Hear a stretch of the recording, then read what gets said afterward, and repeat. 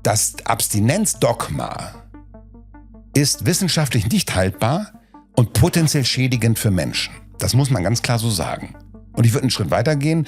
Wenn Institutionen nur das Abstinenzdogma vorhanden haben, handeln sie nicht wissenschaftlich und potenziell schädigend. Und ich glaube, man müsste auch überlegen, ob diese Institutionen überhaupt noch staatliche Zuschüsse bekommen dürfen. Man könnte noch einen Schritt weiter gehen. Das wäre jetzt mal was für die juristischen Fakultäten, ob nicht letzten Endes auch strafrechtlich oder zivilrechtliche Konsequenzen gezogen werden müssten. Das ist knallhart formuliert. Reden wir jetzt über Wissenschaft? Reden wir jetzt über Erkenntnisgewinn? Oder macht sich jeder seine eigene Realität? Ich meine, wenn man jetzt sagt, ich sehe das anders, sagen dann so bestimmte Politiker, diese illegalen Drogen sind doch viel gefährlicher. Dann sind wir im Bereich von alternativen Fakten und da, wo Amerika gerade ist. Also Donald Trump sieht auch alles ganz anders. Wenn wir da sind, dass wir nicht mehr die Wissenschaft bemühen, sondern persönliche Meinung von Menschen gelten lassen, die im Grunde gar nicht tief in der Materie drinstecken, dann wird's auch gefährlich, muss man sagen. Mindseed mit Leon Heimann. Dr. Michael Bohne ist Facharzt für Psychiatrie und Psychotherapie und vertritt eine Haltung, die viele überraschen dürfte. Er stellt eines der zentralsten Prinzipien der Suchtbehandlung in Frage: das Abstinenzdogma. Denn während lange Zeit galt, nur wer komplett verzichtet, kann gesund werden, sagt er etwas anderes. Dieses Dogma sei nicht nur wissenschaftlich fragwürdig, sondern könne für viele Menschen sogar schädlich sein. Und genau hier beginnt die Spannung. Wenn Abstinenz nicht für alle der richtige Weg ist, was dann? Und warum halten so viele Institutionen trotzdem daran fest? Ich wollte dieses Gespräch führen, weil Sucht ein Thema ist, das oft stark vereinfacht wird. Es geht schnell um Disziplin, Kontrolle oder einfach aufhören. Aber was, wenn Sucht viel mehr mit inneren Konflikten, emotionalem Schmerz und ungelösten Bedürfnissen zu tun hat? In dieser Folge sprechen wir darüber, warum Menschen süchtig werden, warum Rückfälle so häufig sind und warum Veränderung oft nicht über Druck, sondern über ein besseres Verständnis der eigenen inneren Dynamiken entsteht. Und wenn dich Gespräche über mentale Gesundheit und persönliche Entwicklung interessieren, dann abonniere den Kanal doch gerne einmal kostenlos auf YouTube oder Spotify. Damit unterstützt du den Podcast und sorgst dafür, dass wir weiterhin solche Gespräche führen können. Viel Spaß und spannende Erkenntnisse bei dieser Podcast-Folge im Mindseed Podcast, deinem Ort für mentale Gesundheit und persönliche Entwicklung.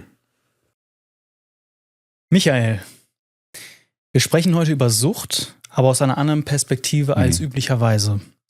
Warum lohnt es sich, unser gängiges Bild von Sucht grundsätzlich zu hinterfragen? Schon die erste Frage? Hi, Leon. Herzlichen Dank für die Einladung. Ja, das ist eine spannende Frage. Das ist eine sehr gute Frage. Gute Einstiegsfrage. Also ich glaube, es gibt so viel über das Thema Sucht zu sprechen, dass man da wahrscheinlich 10 Podcasts von machen kann. Deswegen versuche ich sozusagen, das, was mir wichtig ist, sozusagen auf den Punkt zu bringen. Das Allerwichtigste aus meiner Sicht ist erstmal zu hören, zu schauen und zu gucken, wer spricht da gerade über Sucht. Das ist ein ganz wichtiger Punkt, weil Sucht ist kein objektiv beschreibbares Phänomen, sondern Sucht ist eine Beobachtung eines Verhaltens von einem Beobachter. Und das heißt, wir Menschen, die wir über Sucht sprechen, und das ist erkenntnistheoretisch total wichtig und das wird eigentlich fast immer ausgeblendet, haben unsere eigene Geschichte mit Suchterlebnissen, mit einer Familie vielleicht, wo Sucht vorhanden war, mit einer kulturellen Einbettung, in der Sucht entweder so oder so gesehen wird. Wir haben unterschiedliche Erkenntnisse darüber. Wir sind unterschiedlich tief vielleicht in die Forschung eingestiegen. Und somit finde ich es total wichtig, immer wieder. Es kann auch sein, dass ich immer wieder sozusagen im Gesprächsverlauf sage, Moment mal, wer spricht da mit welcher Absicht? Also es macht ja einen Unterschied, ob ich als Arzt spreche. Ich erkläre auch gleich noch, was meine Basis ist, aufgrund derer ich über Sucht spreche. Aber wenn ein Arzt über Sucht spricht, dann hat er einen anderen Beobachtungsfokus, als wenn ein Streetworker über Sucht spricht. Wenn ein Politiker über Sucht spricht, hat er ganz andere Absichten und Ideen. Und wenn ein Moralist über Sucht spricht, ein Mensch, der so meint, Menschen müssten genau so und so sein, dann hat er auch nochmal eine andere Idee von Sucht. So, dann gibt es ganz viele Beteiligte, dann gibt es Krankenkassen, die über Sucht sprechen und dann gibt es die Wissenschaft, die über Sucht spricht. Wer übrigens selten gefragt wird, was er eigentlich für ein Konzept hat und ob das nicht ja vielleicht in die Wissenschaft einfließen dürfte, das sind betroffene Menschen. Und für mich ist Sucht nur ein Teil einer großen, sozusagen einer Klaviatur. Die fängt an bei genussvollem Konsum, funktionalem Konsum, der hilft mir für oder gegen etwas, aber frei noch. Dann gibt es schädigenden Konsum, wo ich mich selbst oder meine Umwelt dadurch schädige. Dann gibt es riskanten, schädigenden Konsum und dann rutscht man mehr auf der ganz weit liegenden Ecke in einen Bereich von Sucht, also Abhängigkeit, Sucht, Verengung, Einengung des Fokus auf nur noch diese Tätigkeit oder diese Substanz. Und das kann absolut im Siechtum und im Tod enden. Das muss man sich bei dem Thema klar machen. Wir haben auf der einen Seite sowas wie Lifestyle und Genuss und Lebensfreude und eigentlich sozusagen auf eine gute Art intensiver wahrnehmen. Und auf der anderen Seite ist ein großer Schrecken und Siechtum und soziale Verelendung und Tod. Das macht, und ich beobachte, und jetzt kommt es drauf an, was für ein Beobachter ist jemand. Ne? Wenn ich jetzt in einer Klinik arbeite, also ich sage erstmal, was ich für einen Background da habe, also professionellen Background, ich bin ja Facharzt für Psychiatrie und Psychotherapie und in der psychiatrischen Klinik habe ich auf der Alkoholentzugsstation gearbeitet und auf der niederschwelligen Drogenentzugsstation. Das heißt, da habe ich schon als ganz junger Arzt Menschen gesehen, die wirklich schwer Sucht betroffen waren. Das ist sozusagen diese Expertise. Dann bin ich ja auch habe ich verschiedene Psychotherapie-Schulen und Methoden mir angeguckt. Sehr, sehr viele verschiedene. Nicht nur die konventionellen, klassischen, traditionellen, älteren Verfahren wie Psychoanalyse, Tiefenpsychologie und Verhaltenstherapie, sondern eben auch innovativere Ansätze wie systemische Therapie, Hypnotherapie, EMDR, diese Klopftechniken, Familienaufstellungen, Brainspotting und diese ganzen modernen Ego-State-Ansätze. Das heißt, ich habe einen relativ breiten Einblick mir geholt, weil ich auch wissen wollte, was ist hier spannend irgendwo, was Psychotherapie angeht. Dann bin ich Psychotherapie-Methodenentwickler. Das heißt, ich spreche ja oft als jemand, der mit dem Bestehenden nicht zufrieden ist. Also man müsste ja die Methoden nicht weiterentwickeln, wenn wir sagen würden, ja, wir haben ja alles entdeckt, was man entdecken konnte. Wir können ja zufrieden sein, wir feiern uns auch ab, weil wir so geile Typen sind. Das können wir nicht sagen.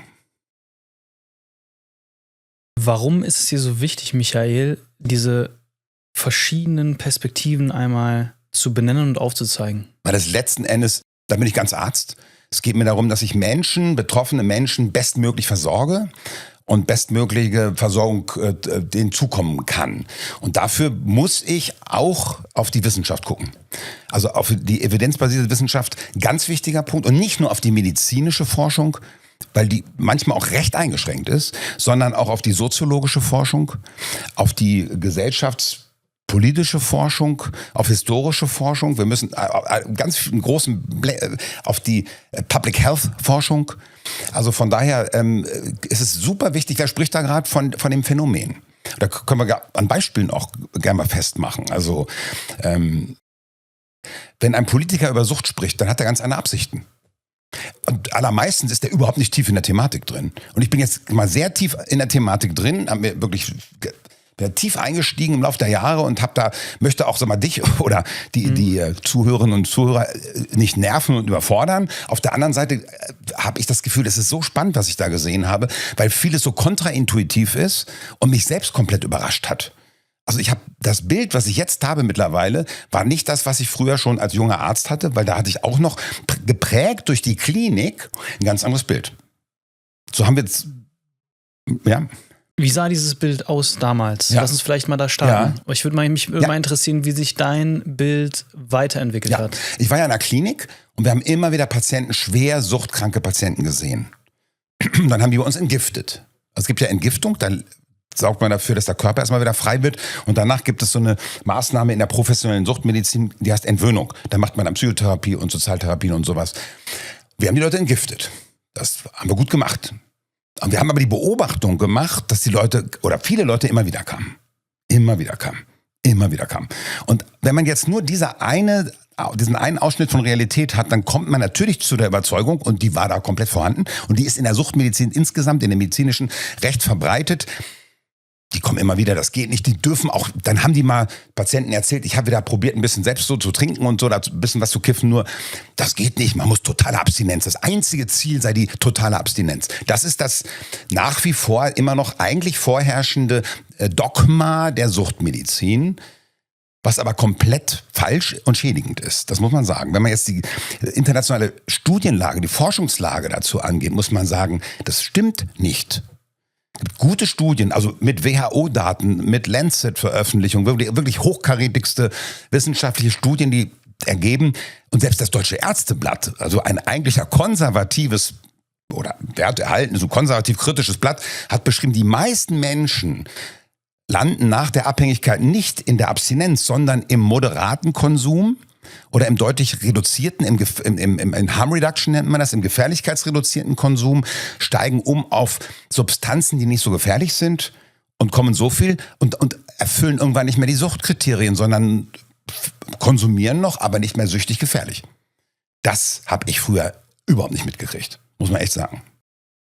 Unsere heutige Folge wurde möglich gemacht durch unseren Werbepartner, den Kösel Verlag. Wir alle kennen das. Man sucht nach Antworten, wie man den Alltag gelassener meistert und landet oft bei schnellen Online-Tipps, die sich zwar gut anfühlen, aber irgendwie nie richtig hängen bleiben. Genau hier setzt das neue Buch von Sina Hagiri an, was dein Leben leichter macht. Sina ist Psychologe, Podcaster und Autor und er räumt mit oberflächlichen Ratschlägen auf. Stattdessen zeigt er uns die 20 wichtigsten Erkenntnisse der Psychologie, die uns wirklich dabei helfen, uns selbst und auch andere besser zu verstehen. Es geht zum Beispiel darum, warum unsere eigenen Erinnerungen uns manchmal trügen und warum Achtsamkeit eigentlich viel mehr ist als nur ein reines Wellness-Thema. Das Ganze ist klug, wissenschaftlich fundiert und trotzdem unterhaltsam geschrieben.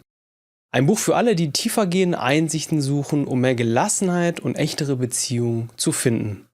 Das Ziel ist kein perfektes Leben, sondern eines, das einfach ein Stück weit leichter wird. Das neue Buch, was dein Leben leichter macht, von Sina Hagiri, ist ab sofort überall erhältlich, wo es Bücher gibt. Warum denken viele Menschen, dass eine Sucht in der Abstinenz enden muss? Ich glaube, dass das mit diesem Beobachter wiederum zu tun hat, der immer nur diese Beobachtung macht. Ich sag mal, ich fand als junger Medizinstudent, ne, zweites Semester, glaube ich, war das, medizinische Soziologie total aufregend. Das war eine Vorlesung, wo es eben nicht nur um so Anatomie und sowas, Physiologie ging, sondern darum, was für andere Determinanten gehören eigentlich zur Medizin dazu. Und da haben wir gehört, dass es ganz wichtig ist, welche Beobachter sozusagen Eindrücke habe ich und welche Quellen habe ich. Und dann gab es so Beispiele von, wenn ich jetzt zum Beispiel in einer Praxis arbeite, ich habe 10 Patienten mit irgendeiner Suchtthematik. Ne? Und da sagen 3 von, Abstinenz ist nicht mein Ding, ich mach das so, ich trinke einfach normal oder ich kiff normal, weniger, aber ich krieg das hin. So. Und alle 3 kriegen es nicht hin. Dann ist die persönliche Wahrnehmung, das kriegt man nicht hin als Arzt. Das hat noch keiner hingekriegt. Ja, da war aber die Stichprobe N = 3. Dann verfestigt sich die Meinung, das kriegt man nicht hin, weil man das tatsächlich beobachtet hat. Und so ist mir relativ früh klar geworden, dass unsere Beobachtung als Ärzte ein wichtiger Teil ist, aber man muss sich klar machen, das ist meine persönliche Beobachtung. Wenn ich zum Beispiel aufgrund meiner Praxislage nur Menschen habe, die aus einem bestimmten Bereich kommen, die auf eine bestimmte Art so und so sind, dann beeinflusst das ja auch wiederum das Ergebnis. Das heißt, wenn wir über Sucht sprechen, ist es super wichtig, welche Position wir haben, welche Wissenschaftlichkeit wir durchdrungen haben auch und welche Weltbilder wir haben. Sind wir politisch eher im mittleren Bereich, liberal, ne? Eher rechts oder konservativ oder rechts, konservativ oder eher links, allein das beeinflusst maßgeblich die Art und Weise, wie wir über Drogen und über die Freiheit von Drogenkonsum oder Drogenverbote reden und denken. Das ist ja das Spannende, ich finde das Spannende an dem Thema Sucht, dass das so vielschichtig ist. Das bei weitem, also nur psychotherapeutisch kann man da nicht drüber reden. Da wird man das meiste nicht verstehen. Nur medizinisch wird das komplett nicht reichen. Wir müssen also wahnsinnig viele Wissenschaften angucken. Und das überfordert viele Leute auch. Also ich habe gemerkt, mich kickt das total an, weil da so alles mit reinfunkt. Und ich kann gar nicht nur über einen Stoff und seine mögliche toxische Auswirkung auf Zellen haben. Wenn ich den Fokus darauf sozusagen reduziere, dann verstehe ich das Allermeiste davon nicht. Und eins muss man auch noch mal sagen, seit Menschheitsgeschichte gibt es Menschen, die irgendwie dafür sorgen, dass sie in einen Rausch oder in eine Ekstase geraten. Das ist ja anthropologisch gesehen komplett normal. Selbst Tiere essen gegorenes Obst, um breit zu sein. So gibt es auch Hinweise zu. Ne? Also das heißt, das ist erstmal was total, sag mal, üblich ist. Und dann kommt es darauf an, zu welchen Zeiten wurde das eigentlich als Droge oder als Gefahr oder so betrachtet. Also im Mittelalter tranken viele Bier und Wein, weil Bier und Wein sauberer waren als Wasser. Ne? War ja sozusagen dann vergoren und sowas und da war Alkohol ein bisschen drin, ein bisschen sterilisiert oder sauberer dadurch. Und das hat man nicht als problematisch erlebt. Selbst die Kirchen haben das sozusagen abgefeiert. Und dann gab es so Entwicklungen im frühen 20. Jahrhunderts, wo so alles sehr, also religiös dann, kirchlich sozusagen beeinflusst wurde. Die Entwicklung in den Vereinigten Staaten zur Abstinenz und zum Alkoholverbot war da stark geprägt durch auch jetzt im Moment erleben wir eine super spannende Zeit. Also wenn man noch die 68er anguckt und den Alkoholkonsum auch früher, der war deutlich höher in Deutschland, aber es wurde auch abgefeiert. Also wenn man Gerhard Schröder als Kanzler sich anguckte, die Rotweinfraktion und wie es da so hieß. Ne? Jetzt leben wir in einer Zeit, die hat so eine Idealisierung von gar nichts mehr konsumieren. Es gibt ja auch übrigens eine neue Form von Essstörung, Orthorexie. Also Anorexie heißt ja, ich esse nichts, weil das für mich ein Lösungsversuch ist, meine Autonomie zu wahren und bestimmte Probleme, die ich habe, oder Lebensherausforderungen gut zu meistern, ist aber leider wie jede Verhaltenssucht oder Sucht, wenn ich sie zu intensiv betreibe, natürlich gefährlich. Ne? Und dann gibt es jetzt eine Orthorexie. Das sind Menschen, die sich den ganzen Tag nur damit beschäftigen, was ist gesund, wo habe ich genug Bewegung gemacht? Habe ich einen Schrittzähler? Darf man das essen? Wo ist das angebaut? Also es ist ja, und man muss ja sagen, es ist ja erstmal alles super wichtig auch, dass man achtsam guckt und nachhaltig guckt, was esse ich nicht. Aber da merkt man ganz schön, dass eigentlich ein gesundes Verhalten, wo ja niemand was gegen haben wird, so sehr sozusagen eskalieren kann, dass es zur Sucht wird. Da würde ich gerne mal ansetzen. Also du hast ja vorhin diese verschiedenen Stufen genannt, also wie man sozusagen vom Genuss, der genussvolle Konsum zum funktionalen Konsum, zum schädigenden und dann am Ende zur Sucht bis zum Tod. Und das kennen ja wahrscheinlich auch viele von den Zuhörerinnen, sei es jetzt bei sich selbst oder bei Angehörigen oder Freunden, dass zum Beispiel, mir kommt zum Beispiel eine Geschichte in den Kopf, dass eine Freundin mal angefangen hat, erstmal mit Sport, dann wurde das immer intensiver und dann am Ende ist das in so einer Essstörung geendet. Ja. So. Ja. Wie kommt etwas vom Genuss zur Sucht? Genau. Also das sind verschiedene Faktoren. Also eine Sache ist die Funktionalität. Wenn ich merke, dass ein bestimmtes Verhalten mir gut tut, und das ist immer ein Lösungsversuch. Übrigens ist mir super wichtig, dass man den Konsum nicht entwertet und pathologisiert, weil wenn ich den Konsum entwerte und wenn ich den Konsum diskriminiere und pathologisiere, dann habe ich den Menschen, der konsumiert, diskriminiert, pathologisiert und entwertet. Und warum? Aus meinem Suchtkonzept ist das süchtige Verhalten oder der Konsum immer ein Lösungsversuch. Ich habe irgendein Thema, für die ich im Moment keine andere Lösung habe. Ich habe vielleicht Angst, ich habe Ängste. Dann merke ich, so ein Sekt hilft mir. Oder eine Joint könnte die Ängste sogar noch verstärken, aber irgendwas hilft mir. Irgendeine andere Substanz. Oder ich gucke da mal 2 Stunden lang im Internet irgendwas, was eigentlich ich gar nicht brauche für meine Weiterentwicklung, aber die Angst ist in dem Moment weg. Da ist doch dieses süchtige Verhalten oder dieses konsumierende Verhalten eine Hilfe, also ein Lösungsversuch gewesen. Wenn ich Depressionen habe, kann es sein, dass ich irgendwelche Substanzen einschmeiße, Alkohol trinke oder irgendwas mache, um aus diesen belastenden Emotionen rauszukommen. Wenn ich ein Trauma erlebt habe, das heißt, wenn ich immer wieder Erinnerungen habe, die mich sehr, sehr, sehr negativ beeinflussen, dann kann es total hilfreich sein, um zu vergessen und in dem Moment nicht dran zu denken, sich irgendwas reinzupfeifen.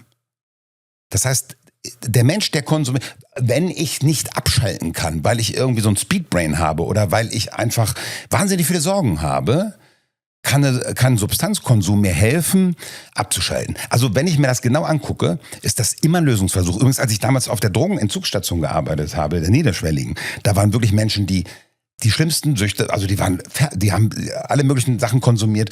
Da gab es keine Stelle mehr an den Venen, wo man irgendwie Blut abnehmen konnte. War alles vernarbt, weil die da selbst reingespritzt hatten. Die hatten Hepatitis A, B, C, die hatten HIV. Die waren kriminalisiert, die waren alle vorbestraft, weil sie Drogenbeschaffungskriminalität hatten. Die haben schwerste Sachen in der Kindheit erlebt. Also da sehen wir ja keine Menschen, die sagen, ich probiere mal einen Joint aus und jetzt bleibe ich drauf hängen. Ich hatte eigentlich eine glückliche Kindheit, aber jetzt bin ich süchtig. Das gibt's da nicht. So, ne? Es gibt so, und da muss man muss eigentlich an jeder Stelle, jeden zweiten Satz, den ich so mal sage, müssten wir eigentlich differenzieren.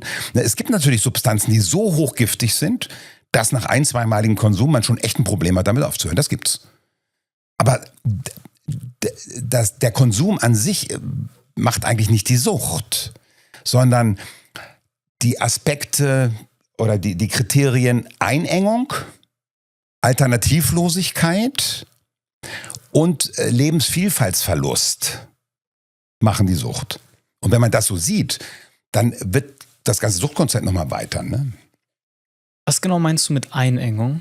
Naja, wenn meine Wahrnehmung, und wir kommen gleich noch auf die Sache zurück, ne? Also warum rutscht man da so rüber? Wenn ich eigentlich nur noch an diese Sache denke, dann ist es eine Einengung. Und meine Lebensvielfalt nimmt ab. Wie kommt das, und das ist ja wirklich, finde ich, ganz spannende Frage, wie kommt das, dass ich da, also Funktionalität hatte ich als erstes gesagt, ne? Ich merke dieses Verhalten, und für mich ist es übrigens alles das ähnlich.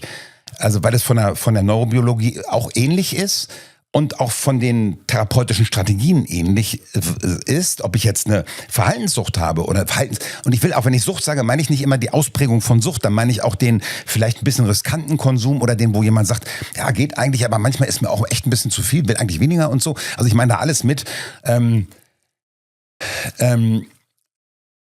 Das ist sehr ähnlich, egal jetzt welche Thematiken wir haben.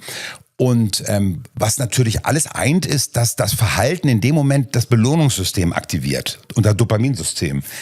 Und das ist im Grunde einer der Schlüssel auch für die Erklärung, warum das so schwer ist, loszuwerden. Und zum anderen auch, was wir mit am Start haben, wenn wir therapeutisch dran arbeiten.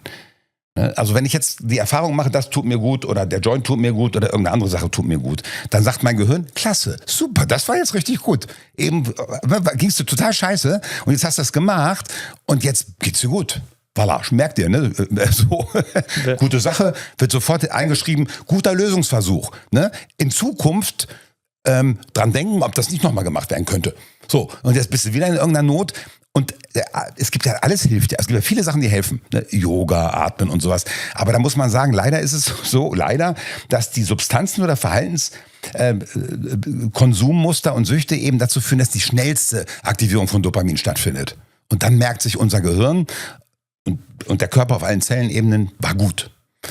Und jetzt ist es eine Entscheidung, wenn jetzt nochmal ich in Stress gerate oder in meine Not komme oder so, dann ist es eigentlich eine automatisierte neuronale Entscheidung, wieder zu konsumieren. Ich kann schon Nein sagen, aber es wird immer attraktiver, das zu machen. Und deswegen ist meine Steuerungskompetenz, nimmt nicht gerade zu, sondern nimmt eher ab. Und deswegen ist auch die Argumentation, also eine sinnhafte und eine Vernunftsargumentation gegen süchtiges oder konsumierendes, genussvolles Verhalten, ist komplett daneben. Also gibt wenig Menschen, die total in eine euphorische Situation geraten, wenn sie eine interessante Erklärung haben. Also unser Gehirn, ein Wissenschaftler hat mal gesagt, unser Gehirn ist ein Lustbolzen. Das will Befriedigung und schnelle Aktivierung von Dopamin. Und deswegen, und was wir so beobachten natürlich ist, vieles in der Suchtpädagogik und Suchtmedizin versucht mit total plausiblen, vernünftigen Argumenten vorzugehen dagegen. Das ist erstmal ja auch wichtig. Also rein theoretisch verstehe ich das total. Aber die Frage ist doch, ist das für mich und mein Nervensystem und mein Gehirn gerade attraktiv? Oder ist das lame? Oder ist es so, ja, es stimmt echt. Und jetzt, wenn es jetzt um die Behandlung wir können ja gerne durch die Bereiche so ein bisschen springen, weil das ja viel organischer ist. Wenn es jetzt um die Behandlung da habe ich es ja gelernt, auch warum wir viele andere Sachen berücksichtigen müssen. Wenn es um die Behandlung von Süchten geht, dann gibt es ja einen Teil, der sagt, ich kann nicht mehr, ich will nicht mehr, ich will aufhören. Ja, es geht nicht mehr, ich will nicht mehr. Und und dann sagen viele Ego-States und persönliche Anteile, ja, genau, das passt nicht mehr, aufhören. Jo. Und kaum hast du es ausgesprochen, gibt es so andere Anteile, die sagen, halt die Schnauze, das war doch immer gut. Und die haben auch recht. Und da, was die konventionelle Suchtmedizin macht, die sagt, das ist richtig. Ne, Vernunft und das ist richtig und das ist auch nicht gesund, das sollen wir lassen. Und dieser Teil wird entwertet. Aber der Körper und auch das Nervensystem hat ja die Erfahrung auf Zellebene gemacht, das hat mir geholfen. Das heißt, man darf diese Position nicht diskreditieren. Und wenn Menschen, und wenn man das mal anguckt, jetzt gehen wir auch mal von, man kann bei schwer belasteten Menschen manchmal was besser erkennen, als wenn jemand nur so ein bisschen konsumiert und eigentlich gar nicht so groß in Gefahr ist. Deswegen spreche ich vielleicht auch viel über schwer belastete Menschen, weil wir die Dynamiken dahinter besser verstehen. Ne? Wenn ich jetzt wirklich die Erfahrung gemacht habe, das tut mir gut. Und ansonsten hatte ich nicht viele Alternativen. Alternativlosigkeit hat was mit meiner Biografie zu tun gehabt. Vielleicht es gab keinen, der mich beruhigt und getröstet hat. Vielleicht ganz früh schon nicht. Es gab keine Koregulation. Ich war in meiner Angst, in meinem Stress vielleicht alleingelassen. Dann habe ich gemerkt, da hilft mir was. Und dann hat doch mein Nervensystem und ich als Person gesagt, dass das ist endlich mal was mir hilft. Und natürlich ist es toll, wenn man einen Menschen hat, der einen tröstet und den man in den Arm nehmen kann und mit dem man über Probleme sprechen kann, aber Menschen sind manchmal nicht da oder haben Kopfschmerzen oder sagen, ruf morgen zurück. Und was machen die Menschen für Erfahrungen mit den Substanzen und dem lösenden Spiel und Konsum oder Verhalten, was eben suchtgefährdend ist? Die machen die Erfahrung, es hilft sofort. Und deswegen, das ist ein bisschen, ich habe viele Menschen gesehen, die in der Suchtmedizin unterwegs sind, die schaffen das nicht, in diese Denke zu gehen. Aber die müssen wir, weil meine übrigens Qualitätssicherung, ob mein Ansatz funktioniert oder nicht, ob das die richtige Marschrichtung ist oder nicht, ist eine einzige Instanz. Also erstmal bin ich wissenschaftlich unterwegs und gucke, was da so alles mögliche, Public Health und alles mögliche, so Soziologie, Wissenssoziologie, finde ich alles spannend. Aber die Qualitätssicherung meines therapeutischen Ansatzes sind einzig und allein die Patienten. So, und da kommen wir an einen Punkt, wenn ich ganz kurz mal noch mal ranhängen kann. Die wurden tendenziell in manchen konventionellen Systemen nicht ganz ernst genommen. Die sind ja süchtig. Was soll der Süchtige schon wissen, was für ihn gut ist? Und da habe ich eine andere Haltung. Weil ich die tiefe Überzeugung habe, das ist ein Lösungsversuch und der ist paar Mal oder echt tausendfach gut abgespeichert. Und wenn ich jetzt einen neuen Lösungsversuch implementieren will, ein Teil sagt ja, ich möchte aufhören, dann muss das auch das Dopaminsystem aktivieren. Das heißt, das neue Verhalten, der neue Genuss, die neue Angstberuhigung, die neue Vergessensaktivierung muss irgendwie auch Dopamin aktivieren. Das heißt, wir brauchen das Belohnungssystem da drin. Michael, gibt es eine persönliche Story von dir, die dich mit dem Thema verbindet? Oh ja, jede Menge. Also erstmal gab es einen Onkel, meine Mutter kommt aus Dortmund und hatte viele, viele Geschwister, 10 Geschwister und 2 von den Brüdern waren alkoholabhängig und da hast du das ja auch gesehen schon, so, dass die echt ein Problem hatten. Das war so die erste Beobachtung. Na, und dann habe ich ja eigene Erfahrungen gemacht. Ich habe mit 16, glaube ich, angefangen mit dem Rauchen. Passiert ja so, ne? Man will ein bisschen cooler wirken und so und dann raucht man da so und im Nachhinein war mir auch klar, was ich so damit so aussagen wollte, ne? Ist schon spannend auch, ne? Und dann habe ich aber gemerkt, ich bin süchtig davon, nach ganz kurzer Zeit. Also ein halbes Jahr, ein Jahr, habe ich abends gemerkt, ich will jetzt rauchen, hatte keine Zigaretten mehr, gehe zur Tankstelle durch die Kälte und kaufe mir Tabak. Oder nehme einen Aschenbecher. Ne, das waren so alte Zigaretten drin, da war aber noch ein bisschen Tabak drin, da habe ich den rausgeprügelt, in eine Pfeife gemacht und das geraucht. Und als ich das so machte, dachte ich, das ist ekelig, ich bin süchtig als junger Mensch. Das fand ich richtig erschreckend. Und das ist übrigens eine Initiation, ich habe sofort aufgehört damit dann. Also haben wir noch einen Trick, haben wir noch was ausgedacht. Aber das war wichtig, weil ich gesagt habe, das passt nicht zu mir, das will ich nicht. Ich habe realisiert, dass es im Grunde eine Sucht ist. Nikotin. Übrigens eine der intensivsten Süchte, die es gibt. Die verursacht zwar in der Situation des Konsums nicht so einen starken Rausch. Denn wir haben oft so die Idee, Sucht, je stärker der Rausch, desto gefährlicher. Nee. Und der einzelne Konsum, eine Zigarette, ist jetzt nicht so brandgefährlich. Aber wenn man anguckt, was insgesamt für Gefahren, also wie gefährlich Suchtstoffe sind, da werden wir ja bestimmt noch drüber sprechen auch, dann ist Nikotin ganz oben mit. Also das war eine Erfahrung. Oder ich kenne das natürlich auch, also Toffifee sollte eigentlich nur mit einem Betäubungsmittelrezept verkauft werden, finde ich. Okay. Also ich kenne das schon. Ich mache da so einen auf beim Fernsehen oder sowas, esse den. Und das ist völlig irrsinnig, wie ich dann sofort wieder einnehme und wieder esse und wieder esse und wieder esse. Das ist der Hammer, bis die Schachtel leer ist. Doch krass. Und wenn man mich da so beobachtet vollkommen süchtig. Ja, also das ist ja ganz einfach. Ich kaufe das Zeug einfach nicht. Da habe ich gar kein Problem. Ich habe auch keine Not. Aber erstmal ist das Zeug übrigens so komponiert, dass es so passiert. Ne, diese Mischung zwischen Zucker und ein bisschen salzig und auch die Textur. Da sitzen ja viele Leute dran, die lange experimentieren und die ganze Textur im Mund, die Haptik im Mund und so. Und irgendwann ist es so geil gebaut, dann ist es extrem. Ne, das kenne ich natürlich auch. Oder ich habe ja etwas, was ich mittlerweile nennen würde, ich habe ein Speed Brain, Creative Brain und multiplen, schnellen Aufmerksamkeitsfokus. Und die Medizin hat das ADHS genannt. Ne? Aber das ist, da kann man noch mal einen eigenen Podcast zu machen. Das ist keine Erkrankung, sondern es ist eine Neurovariation, Neurovarianz, die evolutionsbiologisch sich überlebt hat. Ganz interessant, ist eine starke genetische Komponente und die einen totalen Überlebensvorteil für die Menschheit hatte. Weil die Menschen, die so ein Gehirn haben, unheimlich schnell, unheimlich kreativ und alles gleichzeitig wahrnehmend, um Gefahren abzuwehren vom Dorf, beziehungsweise die Fähigkeit haben zu einem Hyperfokus, und zwar eine Antilope zu sehen, die jagen zu wollen, die erlegen zu wollen und extrem fokussiert zu sein auf die Antilope, stundenlang, bis es eine Möglichkeit gibt, den Pfeil abzuschießen.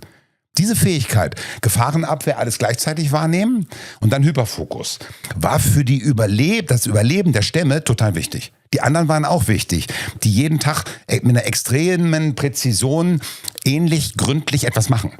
Also wir brauchten zum Überleben der Menschheit wahrscheinlich beide Genotypen.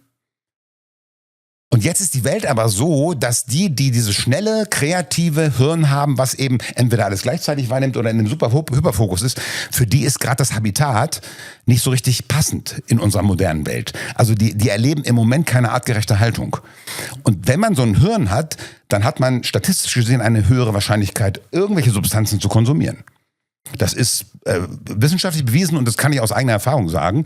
Also für mich ist es super, ich kenne die Erfahrung natürlich auch, runterzufahren in den Chill-Modus mit einem Glas Wein. Ja, so schnell, das ist der Hammer. Und da kann man ja sagen, wenn man das einmal macht, ist es ja okay.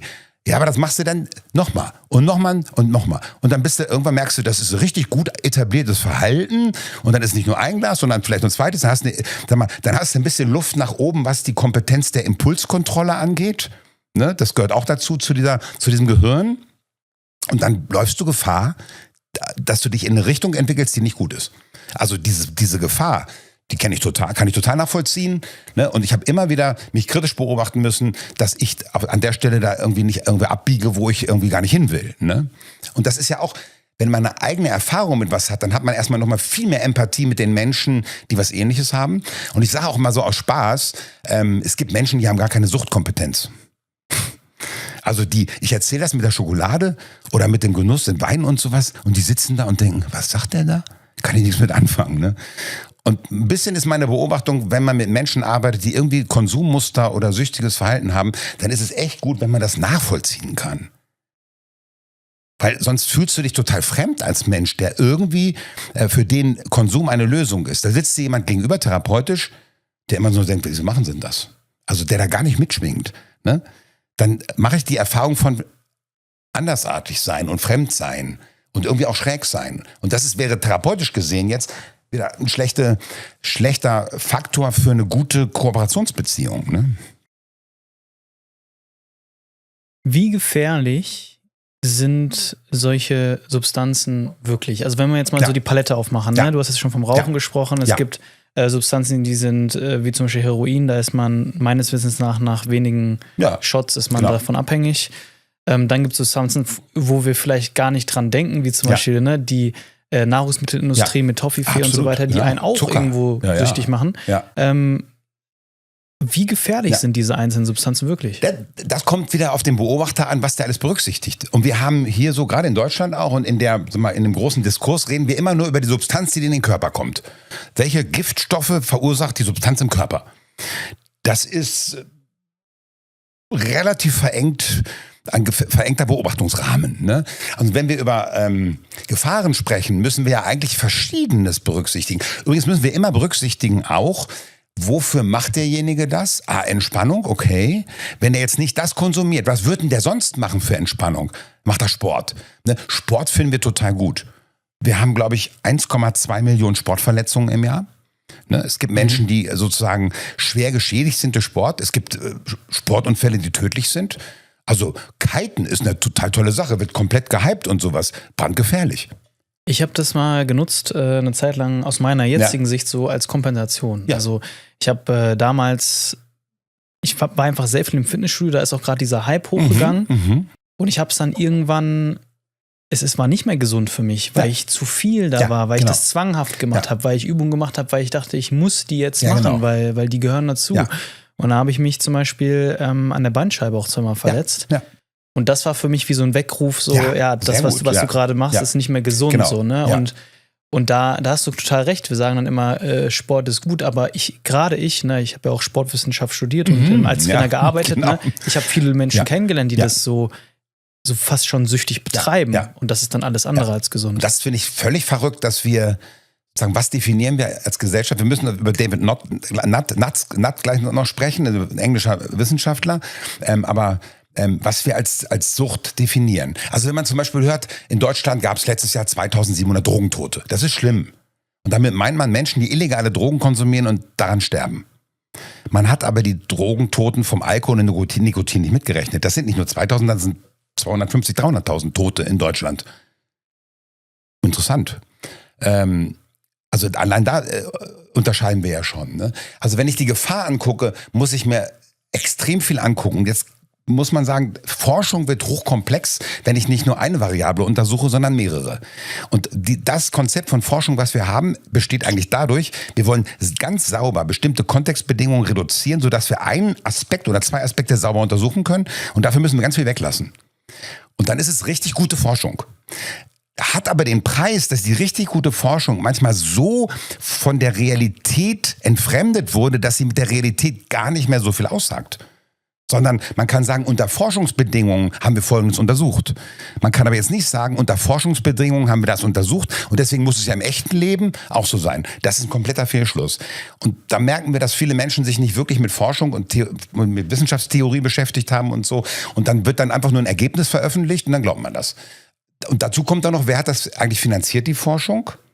Wer hat vielleicht cui bono, wer hat eine Absicht, dass dieses Ergebnis rauskommt? Noch dazu kommt, in der Pharmaindustrie zum Beispiel, sind denn alle Forschungsarbeiten veröffentlicht worden oder gab es Forschungsarbeiten, die man gar nicht veröffentlicht hat? In der Antidepressiva-Forschung haben wir es. Wenn man die nicht veröffentlichten mit anguckt, gibt es ein komplett anderes Bild dazu. Ich hatte mal den Professor Marcel Roman aus dem Podcast, hat über ADHS gesprochen und der hat mir gesagt, dass wer finanziert denn die meisten Studien? Das ist ja die Pharma. Und die finanzieren nur die Studien, wo sie hinterher sich einen Profit erhoffen. Ja. Und wenn das Ergebnis mau ist, dann wird die Studie nicht veröffentlicht. Ja. Früher war es so, jetzt muss man noch Studien anmelden und sowas, hat sich was verändert auch. Aber das gehört auch dazu. Und jetzt kommt der David Nutt ins Spiel. Das ist ein Wissenschaftler, der ich weiß nicht, ob der Toxikologe oder Biologe oder Biochemiker, ich weiß es gar nicht genau war, war Berater für das englische Parlament und hat in den Nullerjahren war das und hat vom englischen Parlament den Auftrag gekriegt, mal die Gefährlichkeit von Drogen zu untersuchen. Weil das weiß man ja auch nicht so genau, also hat das untersucht. Aber das ist kein eingeschränkter Mensch gewesen, sondern der hat gesagt, okay, ich soll die Gefährlichkeit untersuchen. Dann untersuche ich zum einen die Gefährlichkeit, was macht die Substanz im Körper des Menschen? Was macht die Substanz, wenn ich sie mal auf dem Schwarzmarkt kaufen muss und ich nicht weiß, wie viel ist denn da drin und was ist denn da drin und sind da noch andere Stoffe, Begleitstoffe, Schmutz mit drin. Dadurch habe ich ja auch eine Gefahr, dass ich sozusagen vorbestraft werde und kriminell werde. Dann hat er untersucht, was für soziale Schäden haben die Substanzen, was für gesellschaftliche Schäden haben die Substanzen. Dann hat er geguckt, inwiefern werden durch die Einnahme der Substanzen andere gefährliche Sachen aktiviert. Also dadurch, dass ich Drogen nur auf dem Schwarzmarkt bekomme, hat man sozusagen die internationale Mafia, also Drogenmafia und Menschenhandel und Zwangsprostitution, das alles eine Organisation, ein Netzwerk, hat man damit finanziert. Und er hat alles untersucht. Und hat eine statistisch extrem hochkomplexe Risikoanalyse gemacht, die im Lancet, einer der renommiertesten Wissenschaftsjournals der Welt, muss man sagen, veröffentlicht wurde. Also könnte man ja sagen, wissenschaftlich mal echt einer, der sauber arbeitet, weil er nicht nur völlig deppert auf eine Sache guckt, sondern weil er ganz viel anguckt. Mhm. Und jetzt wieder interessant. Der war Wissenschaftler. Der sagt, das finde ich ja echt eine krasse Überlegung, mal alles zu untersuchen. Was kam raus und wie ist man mit dem Ergebnis umgegangen? Es kam raus, dass das Allergefährlichste von allen Substanzen Alkohol ist. Und dann an zweiter Stelle Nikotin. Wenn man alles mit einberücksichtigt. Und dann kommt natürlich Heroin, Crack, Crystal Meth. Okay, erklär das mal genau. Warum ist das so? Weil er alles mit eingerechnet hat. Er hat geguckt, wie ist der individuelle Schaden. Wenn jemand eine Alkoholproblematik hat, dann ist er zu Hause sozusagen gewalttätig vielleicht. Oder er kann nicht mehr arbeiten und verursacht Volkswirtschaft oder erstmal volkswirtschaftliche Kosten. Dann bei Nikotin ist es zum Beispiel so, die Menschen haben ja also wenn ich rauche, habe ich keinen Rausch. Ne? Also deswegen versteht man ja gar nicht, dass das eine Sucht ist eigentlich. Ne? Es ist halt ein Genussverhalten. Ja, aber und die einmalige Zigarette macht im Grunde gar nichts. Aber wenn ich das immer wieder mache und Nikotin hat einen hohen Suchtfaktor, einen sehr hohen. Wenn ich das dann immer wieder mache und dann über Jahre, Jahrzehnte mache, dann habe ich eine erhöhte Anfälligkeit für Herz-Kreislauf-Erkrankungen, für chronisch obstruktive Lungenerkrankungen, für Tumorerkrankungen. Ja? Und wenn man diese Kosten jetzt, die das verursacht, und die Schädigung, die man dadurch hat, mit einkalkuliert, die erhöhte Sterblichkeit aufgrund von Nikotinabhängigkeit, das hat er alles mit berücksichtigt. Beschaffungskriminalität und so weiter, er hat alles berücksichtigt. Dann kommen wir und Kinder, die suchtkranke Eltern haben, die nicht da sind, wo es dann zu einer Kindeswohlgefährdung kommt, auch das kann man ja mit kalkulieren. Das heißt, man merkt schon, wie umfangreich das dann ist. Das hat er alles mit kalkuliert und hat gesagt, dann kann man noch mal unterscheiden. Also die individuelle Gefahr für den einzelnen Menschen ist bei Heroin, Crack und Crystal Meth am höchsten. Ja, aber die sind ganz oben mit unter den stärksten 6. Ne? Bei Alkohol und Nikotin kommen dann noch die gesellschaftlichen dazu. Und dadurch sind sie noch gefährlicher als diese Sachen. Hat mich auch komplett überrascht.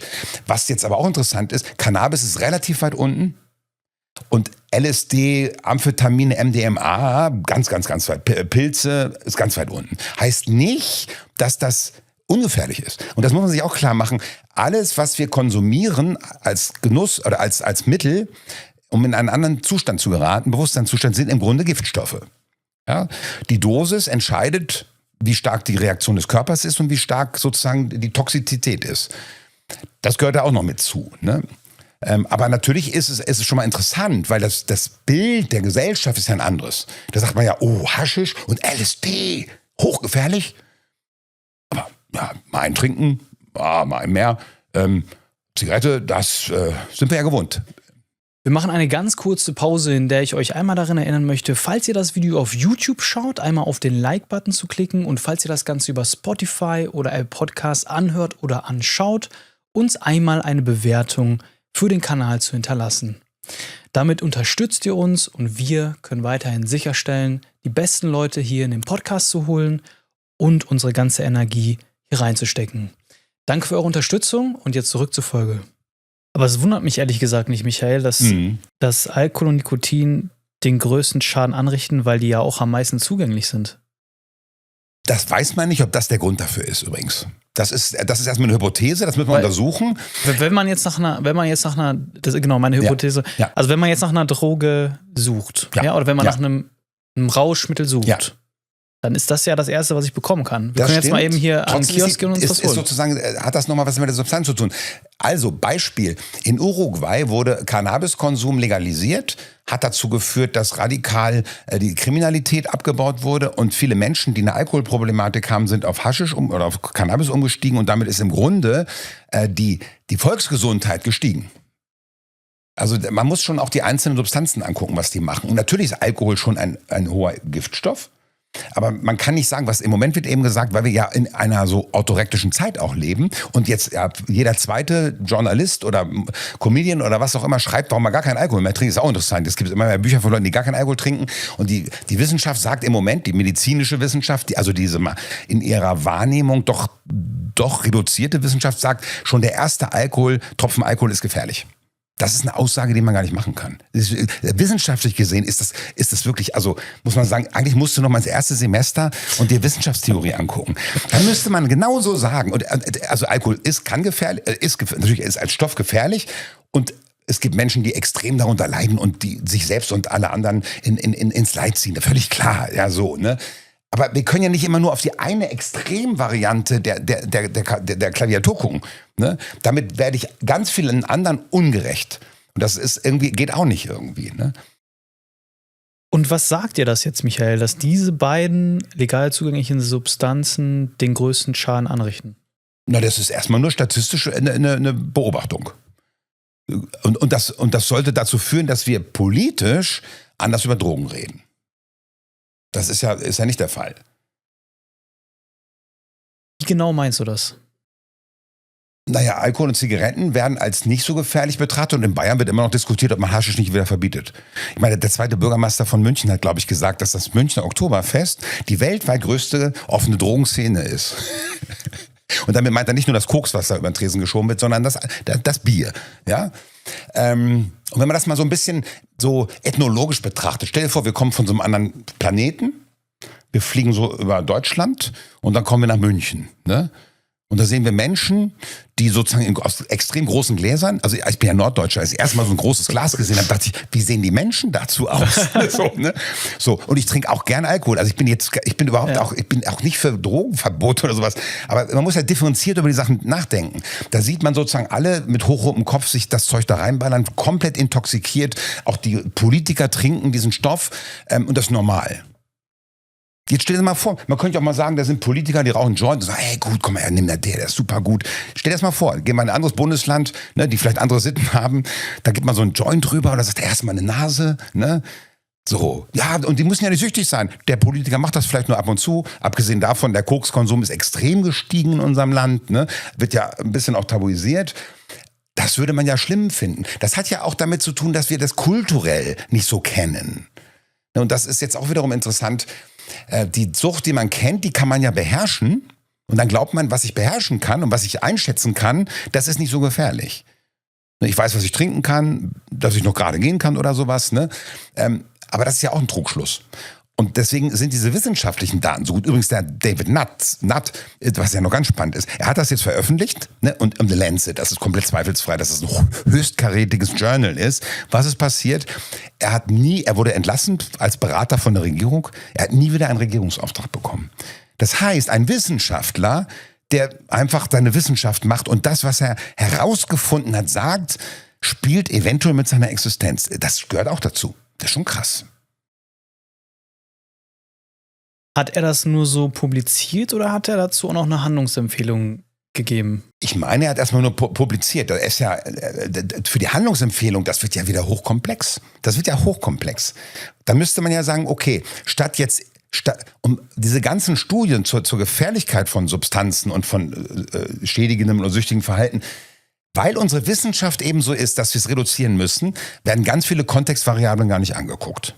Also zum Beispiel, trinke ich oder konsumiere ich aus Genussgründen oder weil ich seelische Not habe und mich betäuben will? Das hat unterschiedliche Effekte. Ich finde, die meisten, oder ich bekomme oft mit, dass das isoliert betrachtet wird. So, ne? Die Person nimmt Drogen. Ja, warum macht die das, verstehe ich nicht. Die wenigsten Menschen denken darüber nach. Niemand nimmt Drogen einfach so. Das hat immer einen Grund. Das meine ich ja, genau. Du bist ja nicht in deiner Lebenszufriedenheit und entscheidest dich ja jetzt fange ich an, Drogen zu nehmen. Nee, genau. Nee, sondern du hast einen Leidensdruck. Nicht unbedingt. Es kann auch sein, dass du dich so gut fühlst, dass du sagst, das will ich jetzt noch toppen. Das gibt's auch. Aber ist eher selten, oder? Nee, kann man nicht sagen. Also es gibt, wenn du mal Leute genau analysierst, wann konsumieren sie? Ja, wenn ich nicht gut drauf bin, wenn ich Stress habe. Aber wenn ich einen richtig guten Abschluss gemacht habe, dann mache ich eine Flasche auf, dann feiere ich das. Also, okay, ja. Das ist wirklich, weil es gibt die Funktion, die Substanzen oder das Verhalten haben, die sind auch wieder so vielschichtig, je nachdem, welchen Menschen wir da haben. Aber das, was du sagst, ich habe jetzt, keine Ahnung, einen Abschluss gemacht und jetzt mache ich eine Flasche auf, das wäre dann doch genussvoller oder funktionaler Konsum, oder nicht? Ja, das stimmt und das Gegenteil stimmt auch. Jetzt hat er jeden Tag einen guten Abschluss und dann trinkt er nicht nur eine, sondern 2 Flaschen oder 3 Joints oder 5 oder irgendwas anderes. Das ist, also, und jetzt nochmal nicht der Konsum macht die Sucht, sondern die Kriterien Einengung des Lebens und der Wahrnehmung auf nur dieses Verhalten, Alternativlosigkeit, was hilft mir denn noch, um mich zu beruhigen? Was hilft mir noch, um mich zu entspannen? Was hilft mir noch, um meine tollen Gefühle, die ich habe, noch intensiver wahrzunehmen? Also Alternativlosigkeit und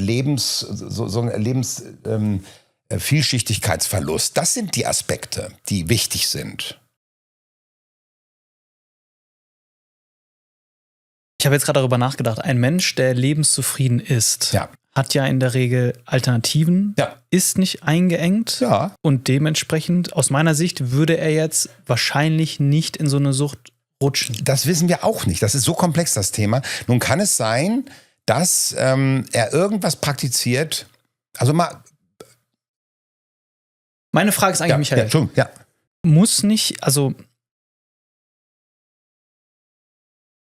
muss nicht irgendwas in dem Leben eines Menschen passieren, dass irgendwo ein Leidensdruck entsteht, dass man zu solch exzessiven Verhaltensweisen greift?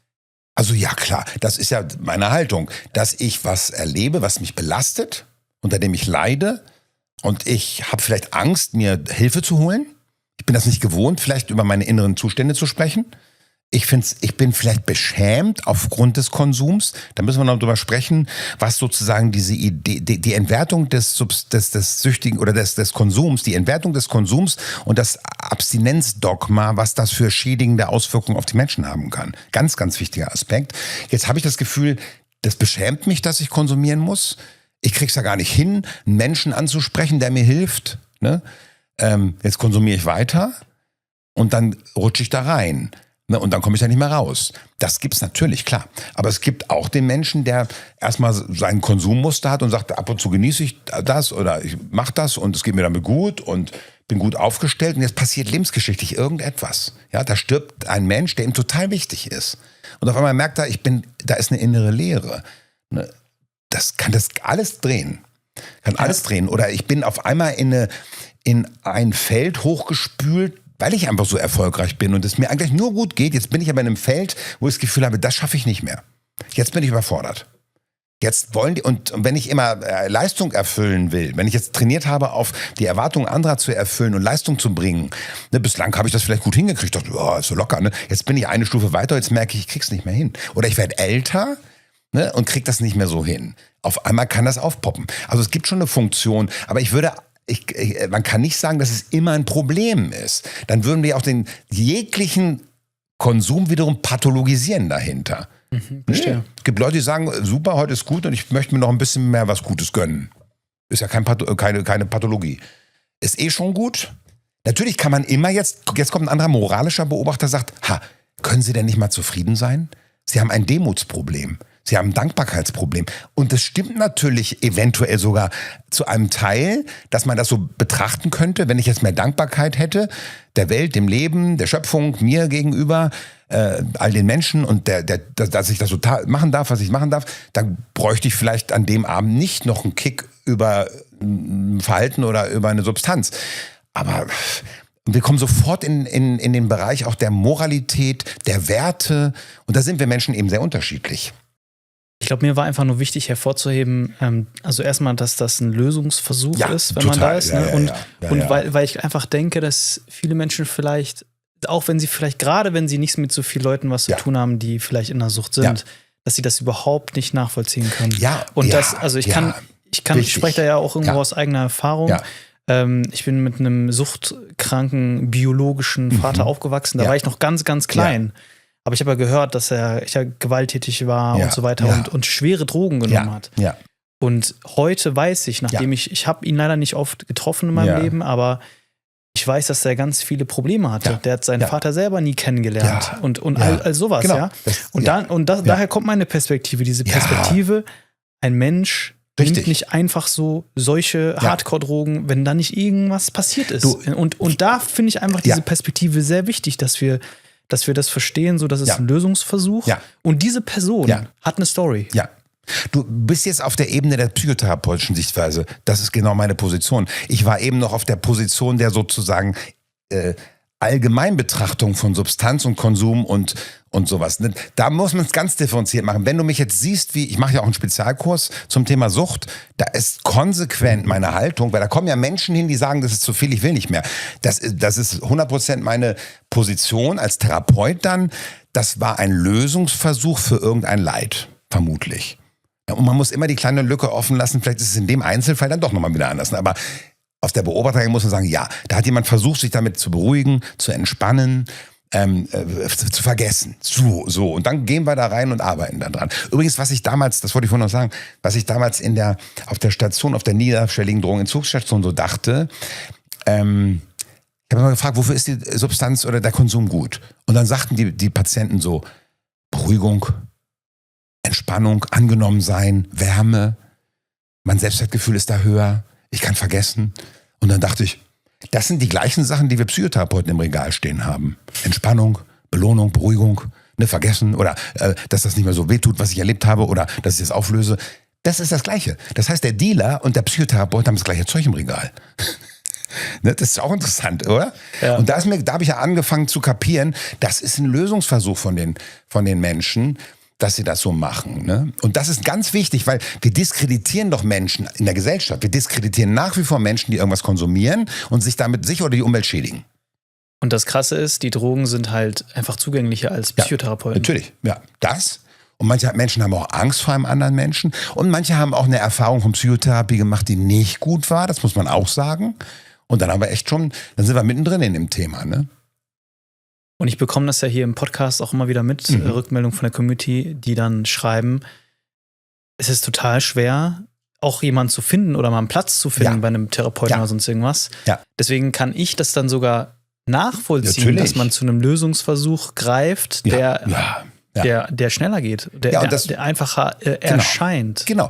Und du hast die Beobachtung auch von den Menschen, dass sie das so berichten. Deswegen ist meine Grundhaltung in der Suchtmedizin oder in der Psychotherapie, der Konsum, das konsumierende Verhalten war absolut legitim und ein möglicher und auch in dem Moment vielleicht sogar einzig möglicher und sinnvoller Lösungsversuch.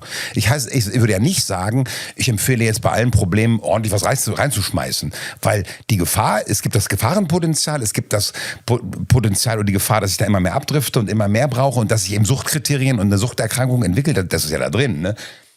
Aber es ist erstmal super wichtig, dass wir sagen, okay, dafür haben sie es gemacht. Das ist ja meine Haltung. Und ich frage dann immer, wofür war das gut? Viele Patienten sagen, das war gar nichts gut. Sag ich, Moment mal, das können Sie mir nicht erzählen. Also ich bin jetzt echt lange in dem Feld und weltweit gibt es übrigens, können wir nochmal drüber reden, wie viele Menschen gibt es weltweit eigentlich, die irgendeine Substanz oder Suchtthematik haben. Das dürften wir so um die Milliarde sein, wenn man jetzt Essen, Handysucht und das alles, Arbeitssucht, alles mit reinnimmt. Ne? Wir Menschen es sind ja nicht 1 Milliarde Menschen Volltrottel. Ja, und wenn ich diese Idee hätte, das ist eine Charakterschwäche, das ist eine moralische Verwerfung, dann habe ich die Menschen massiv entwertet. Das geht nicht. Und deswegen ist auch so wichtig, dass wir sozusagen ergebnisoffen mit den Menschen arbeiten und nicht sagen, es gibt nur eine Lösung für dich und das ist Abstinenz. Das stimmt statistisch nicht. Die allermeisten Menschen kommen nämlich nicht also deren Ziel ist nicht, oder die sind nicht in der Abstinenz gelandet, sondern im moderaten Konsum oder in einem Switch auf eine andere Substanz, die nicht so gefährdend ist. Selbstremission nennt man das. Übrigens ein Begriff, den viele Ärzte gar nicht kennen, Selbstremission. Und auch Harm Reduction, also Schädigungsreduktion, ist bei vielen Menschen nicht wirklich auf dem Zettel. Und übrigens, was ganz interessant ist, nur 15% der Menschen mit einer Suchterkrankung kommen durch das professionelle Hilfesystem da raus. Der Rest macht das alleine. Das sind alles sozusagen wichtige Informationen. Und natürlich es gibt ja viele Menschen, die super gute Psychotherapieerfahrung gemacht haben und sagen, das hat mir so geholfen, im Leben gerettet. Ja, das gibt's natürlich und das ist gut. Ne? Aber es gibt auch Menschen, die sagen, das, was ihr da anbietet in der Suchtmedizin und der Psychotherapie, das ist für mich nicht das Richtige. Und dann haben wir die Leute im Grunde verloren. Und wenn ich jetzt sage, du bist süchtig, das ist ja ein Schimpfwort schon fast. Du bist süchtig, es geht nur Abstinenz, sonst wirst du es nicht gehen. So, jetzt ist erstmal ist es eine Selbstwertbeschädigung. Und zweitens, wir wissen ja auch, dass sozusagen Selbstwirksamkeitskompetenz und Zuversicht, Selbstwirksamkeit, psychotherapeutische Effektstärken hat. Das heißt, wenn ich glaube, es gibt die Möglichkeit, dass ich da auch mit eigener Kraft ein großes Stück rauskomme, dann ist das eher gesundheitsförderlich. Wenn ich jetzt die Idee habe, das wird man alleine nicht los und Abstinenz ist das einzige Gebot, jetzt trinke ich ein Glas. Dann habe ich von dem Konzept her, ich bin rückfällig.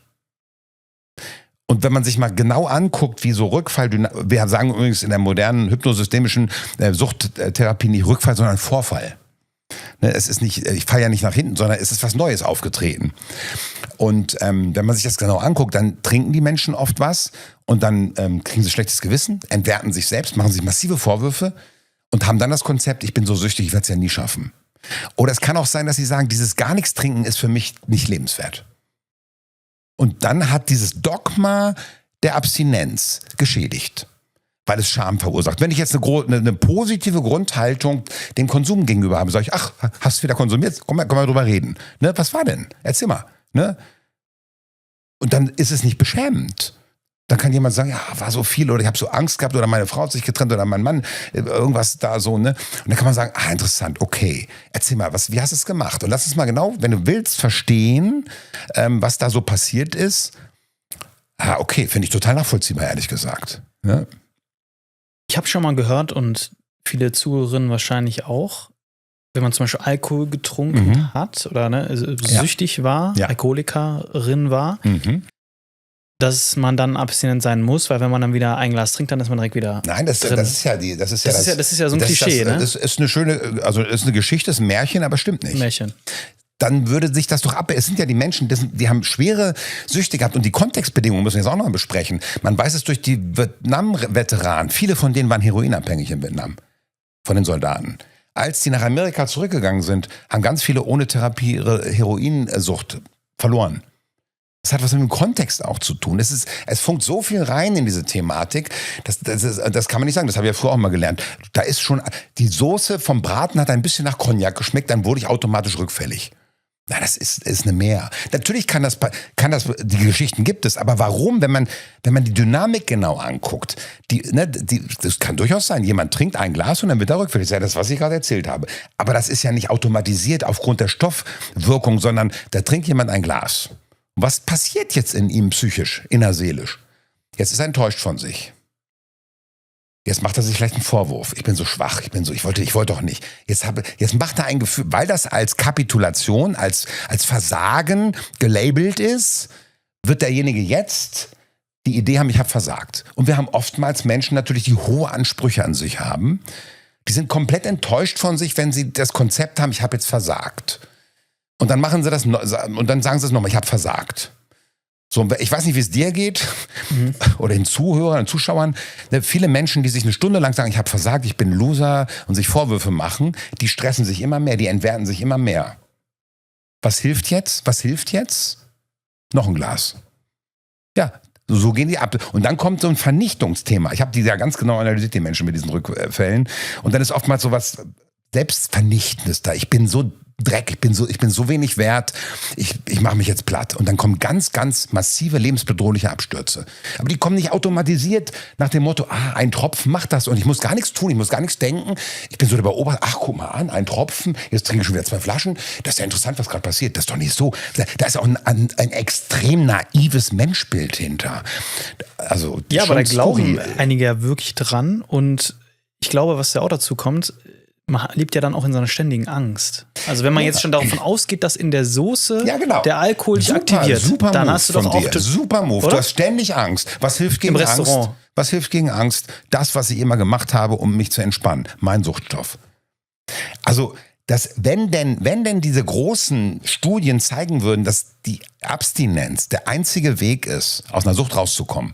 Also wenn man sehen würde, das sind 60, 70, 80%, die nur in der Abstinenz das schaffen, dann müsste man ja sagen, das ist für die meisten der Fall. Aber es ist für einen geringen Teil der Fall. 15%, für die ist die Abstinenz das richtige, beste Ziel. Und die anderen sagen, nee, ich will normal weiter trinken oder konsumieren oder was anderes. Übrigens gibt es ganz interessante Untersuchungen von einem Kollegen, der eine Suchtklinik in Belgien hatte, Luc Isbert hieß der hat gesagt, in seiner Klinik dürfen die Patienten entscheiden, ob sie in der Abstinenzgruppe sind oder in der Normaltrinkgruppe. Können die entscheiden, die Patienten. So. Und dann sagen einige, nee, ich will normal trinken. Und es kann sein, dass die Menschen sagen, das kriege ich echt nicht hin. Das ist mir echt zu anstrengend. Ich möchte in die Abstinenzgruppe. Und übrigens, dass das richtig verstanden wird, es gibt ganz viele Menschen, die gesagt haben, ich möchte Abstinenz leben, ich werde, und das ist super, und die sind glücklich, die sind genussfähig, und das ist für die beste Lösung, das muss man auch sagen. Also jetzt nicht falsch verstehen, ne? Meine Kritik dem Abstinenzdogma gegenüber heißt nicht, dass Abstinenz nicht interindividuell der beste Lösungsversuch sein kann, weil ich auch gar nicht mehr überlegen muss. Ne? Also wenn man jetzt, ich muss ja viel mehr trainieren, wenn ich sagen, ich möchte ab und zu was konsumieren, aber nicht zu viel, dann bist du ja schon wieder die Ambivalenz kommt ja dann wieder. Ne? Aber wir reden immer über zwei Bereiche. Wir reden über die individuelle Erlebnisweise und dann wieder über die Statistik. Und die Statistik, gerade in der Medizin wird immer die Statistik und die Evidenzbasiertheit, also ne, was sagt die Forschung, was sagen die Forschungsergebnisse, zitiert, da muss man sagen, die meisten Menschen landen nicht, also kommen aus der Suchterkrankung nicht raus über Abstinenz, sondern durch moderaten oder viel weniger oder normalen Konsum. Deutsches Ärzteblatt, ne, und Lancet und WHO-Daten und sowas. Ne? Finde ich mega wichtig, was du sagst, weil man kann ja auch Abstinenz sein aus einer Zufriedenheit heraus. Absolut. Zum Beispiel, ich trinke seit über 2 Jahren keinen Alkohol. Ja, einfach, weil ich das gar nicht so, mir schmeckt das einfach nicht. So. Und dann aber, das ist dann nochmal was anderes, was du gerade gesagt hast, ist dann die Abstinenz so als den einzigen Lösungsversuch darzustellen und das musst du machen. Ja. Wenn du das nicht schaffst, bist verloren. Es stimmt nicht. Also es gibt ja auch Suchtforscher, die sagen, wenn sie so mit Patienten arbeiten, dann ist das Körperverletzung an denen, weil es nicht stimmt. Es stimmt statistisch nicht, dass es der einzige Weg ist und damit schädige ich alle, für die das nicht der Lösungsversuch ist. Achso, der Luc Esbert, wo die Patienten selbst entscheiden durften, der hat eine extrem hohe sozusagen Erfolgsrate da. Aber weil die Patienten selbst entscheiden, will ich normal trinken oder will ich in die Abstinenzgruppe? Und in der konventionellen Suchtmedizin sagen die Therapeuten, du musst. Und das ist was ganz anderes. Das ist ein Verlust von Autonomie übrigens. Und das sagt einer was über mein Leben, was erstmal vielleicht mit mir nichts zu tun hat, passt ja nicht zu meinem Leben. Und statistisch gesehen stimmt das gar nicht, was der sagt. Ne? Ja, das stellt es nochmal gut dar, dass Abstinenz an sich nichts Schlechtes ist. Das kann super sein. Es gibt ja ganze Kulturen, die keinen Alkohol trinken. Ne? Kann auch gut, also es ist super. Und ehrlich gesagt, Alkohol ist ja auch ein Giftstoff. Also ich finde, wenn ich, und das war ja ganz oft, nichts trinke, dann schlafe ich viel besser. Ja, ich kann abends viel besser sozusagen noch lesen oder irgendwas arbeiten oder sowas und bin ich in diesem Chill-Modus dann. Ne, ich wache morgens besser auf, mein Gehirn funktioniert besser dann. Also spricht extrem viel dafür, keinen Alkohol zu trinken. Und ein anderer Teil von mir sagt, es ist aber schon so ein richtig, richtig guter Wein oder ein richtig gutes Bier, macht schon auch Spaß. So. Und wenn man jetzt kritisch mit sich ist und guckt, wie sind meine Leberwerte, wie sieht eigentlich die Leber aus, ne? Habe ich sonst irgendwelche schädigenden, fokussiert sich mein Leben auf diese Verhaltensweise, dann, wenn man da genau hinguckt, dann wäre es eben normaler Konsum. Ne? Also ich finde nochmal wichtig, nicht der Konsum an sich bestimmt die Sucht, sondern wenn die Kriterien Einengung der Wahrnehmung, Alternativlosigkeit und Verlust an Lebensvielfalt da ist, dann geht es in Richtung Sucht. Und wenn wir das uns mal angucken, jetzt wird ganz interessant. Was ist denn mit diesen Extremsportlern, zum Beispiel Big Wave Surfer? Finde ich ja cool zu gucken. 30 Meter hohe Wellen, die surfen da runter, irre. Ne? Ich habe über einige Surfer sowas gelesen, deren Leben kreist nur noch um Surfen. Nur noch. Die leben auch da, die ziehen dann dahin nach Nazaré in Portugal zum Beispiel. Ne? Die reden von morgens bis abends davon. Die verbessern alles. Wollen, ne, so. Wenn keine Wellen da sind, sind die nicht gut drauf. Teilweise hat man sich von Partnerinnen getrennt, weil das Surfen wichtiger war. Also Fokus, Einengung, Alternativlosigkeit und Lebensvielfaltsreduktion könnte man von außen durchaus sagen. Ne? Aber jetzt muss man den Menschen ja auch fragen, wenn er sagt, geil, das ist mein Leben. Ich bin nur im Flow, ich bin nur erfüllt. Dann ist der Beobachter selbst sagt, das ist genau das, was ich will. Und es hat ein Risiko, übrigens, da bringt sich jedes Mal in Lebensgefahr. Das sind alles Suchtkriterien, könnte man sagen. Aber das zeigt nochmal, finde ich, ganz schön, also unterschiedliche Beobachter würden zu unterschiedlichen Ergebnissen kommen. Ein strenger Suchtmediziner würde sagen, Moment, das Phänomen der Einengung ist vorhanden, Alternativlosigkeit, Lebensvielfaltsreduktion, es gibt soziale Schäden, 2 Partnerinnen sind weggegangen, weil sie das nicht wollten, ne? Und er bringt sich immer in Gefahr. Also ich habe keine weiteren Fragen, das ist eine Sucht. Ja, das ein Teil stimmt, und das brauchen wir. Wir brauchen eine hohe Ambiguitätstoleranz, eine hohe Mehrdeutigkeitskompetenz. aus dem Blickwinkel könnte man durchaus auf die Idee kommen. Jetzt muss man aus einem anderen Blickwinkel drauf gucken.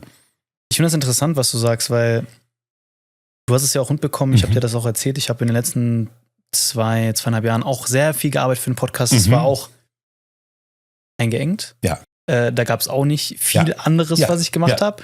Und das dritte war Alternativlosigkeit. Und ja, ich habe mich, das war auch, ich hatte keine andere Alternative, weil das hat auch mein Geld dann reingebracht, irgendwo so. Und ja, aber ich war trotzdem im Flow die ganze Zeit. Das ist es, genau. So, und weißt du was? Ich habe mir aber dann selber, ich habe mir selber oft so Vorwürfe gemacht, so, du arbeitest viel zu viel, das ist nicht gut für dich. Warum machst du das? Guck dir die anderen an, die haben ein bisschen mehr Zeit am Wochenende oder nach der Arbeit. Und dann fängt man an, sich so schlechte Gedanken zu machen, obwohl es dir eigentlich gut geht, weil das eben so abweicht von der Norm. Ja. Und deswegen finde ich es gerade schön, was du sagst. Es kommt dann auch auf die individuelle Sicht an. So wie fühlst du dich denn damit aktuell? Ja. Und das ist ja das Spannende beim Thema Arbeitssucht oder Arbeit. Das haben wir ja komplett blinde Flecken. Also da arbeitet jemand ganz viel für die Gemeinschaft. Ja, für die Gemeinschaft. Der tut was Gutes.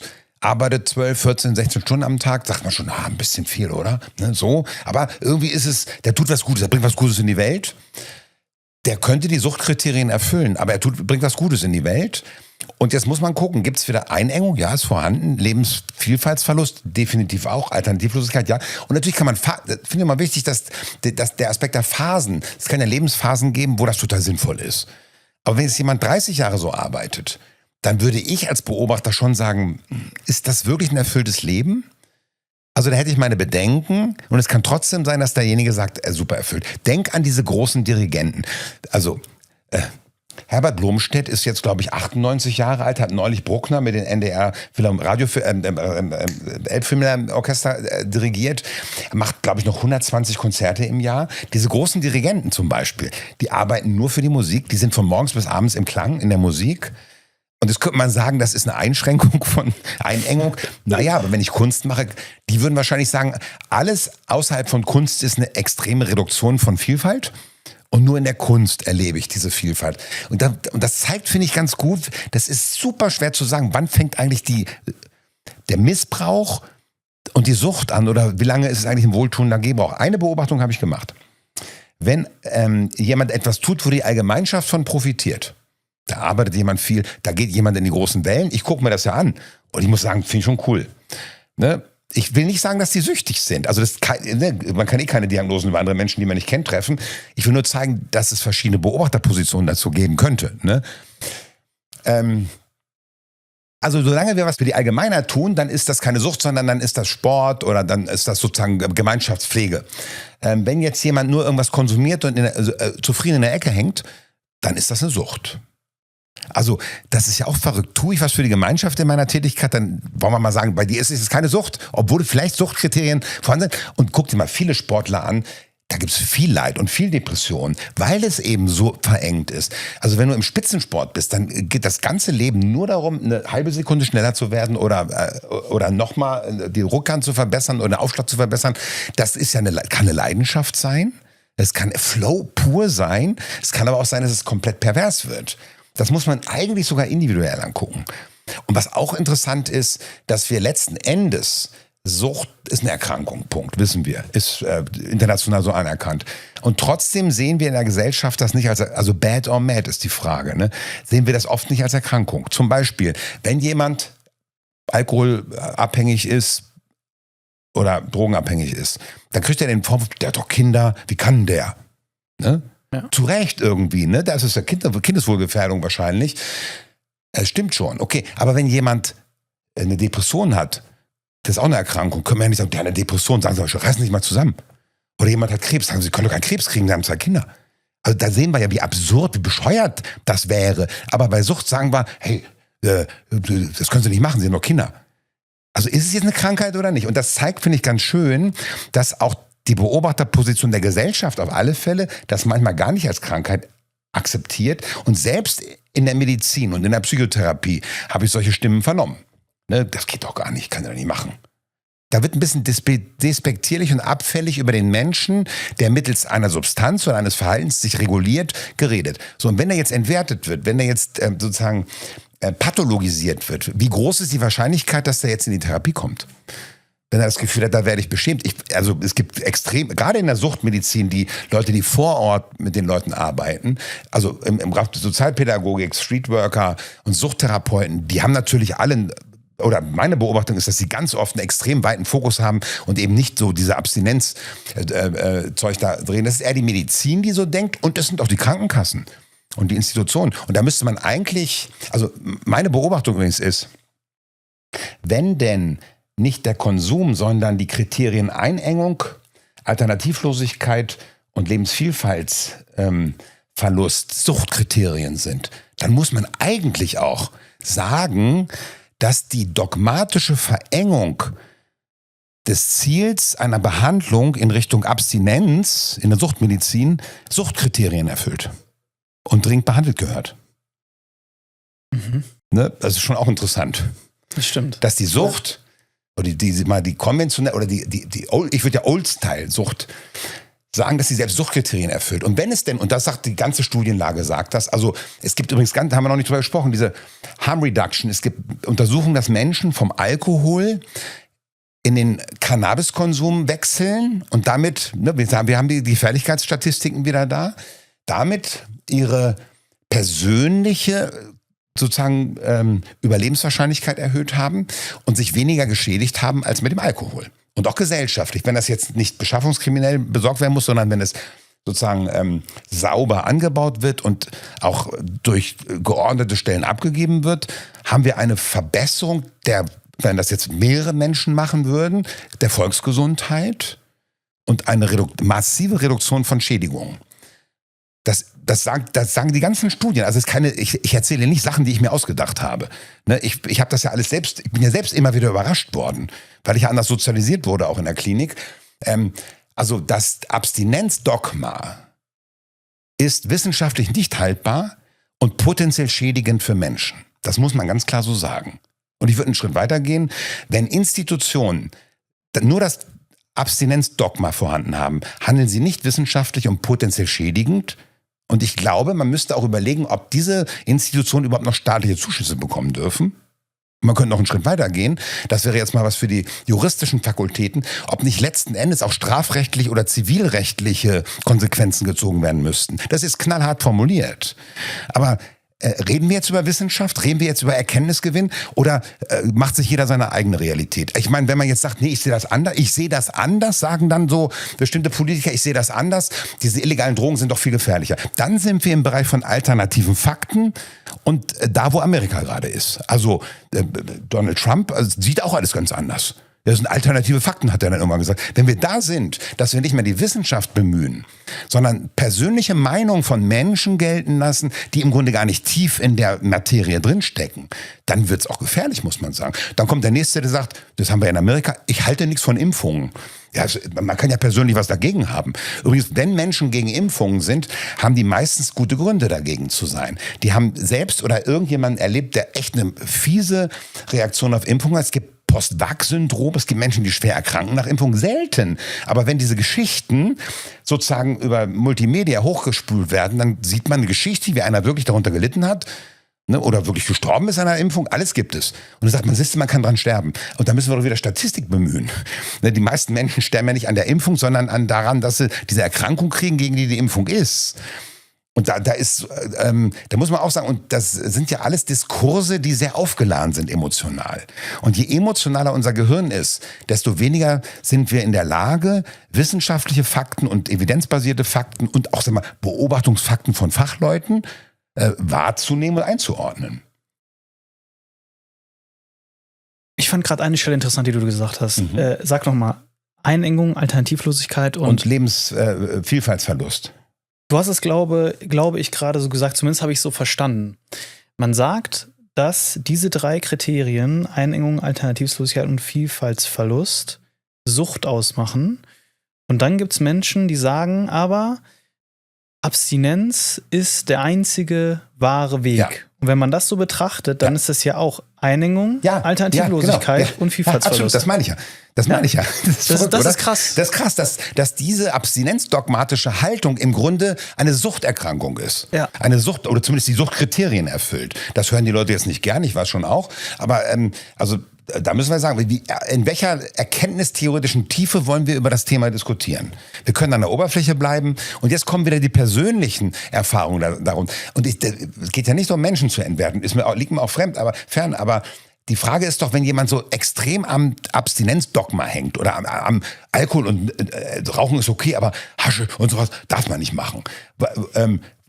Jetzt müsst ihr mal gucken, wo kommt der lebensgeschichtlich her? Was hat der erfahren? Der hat vielleicht einen lieben Papa gehabt, der abends ein Bier getrunken hat. Ja? Der hat den Papa geliebt und hat ein Bier getrunken, war auch kein Alkoholiker, aber der hat ein Bier getrunken. Ne? So.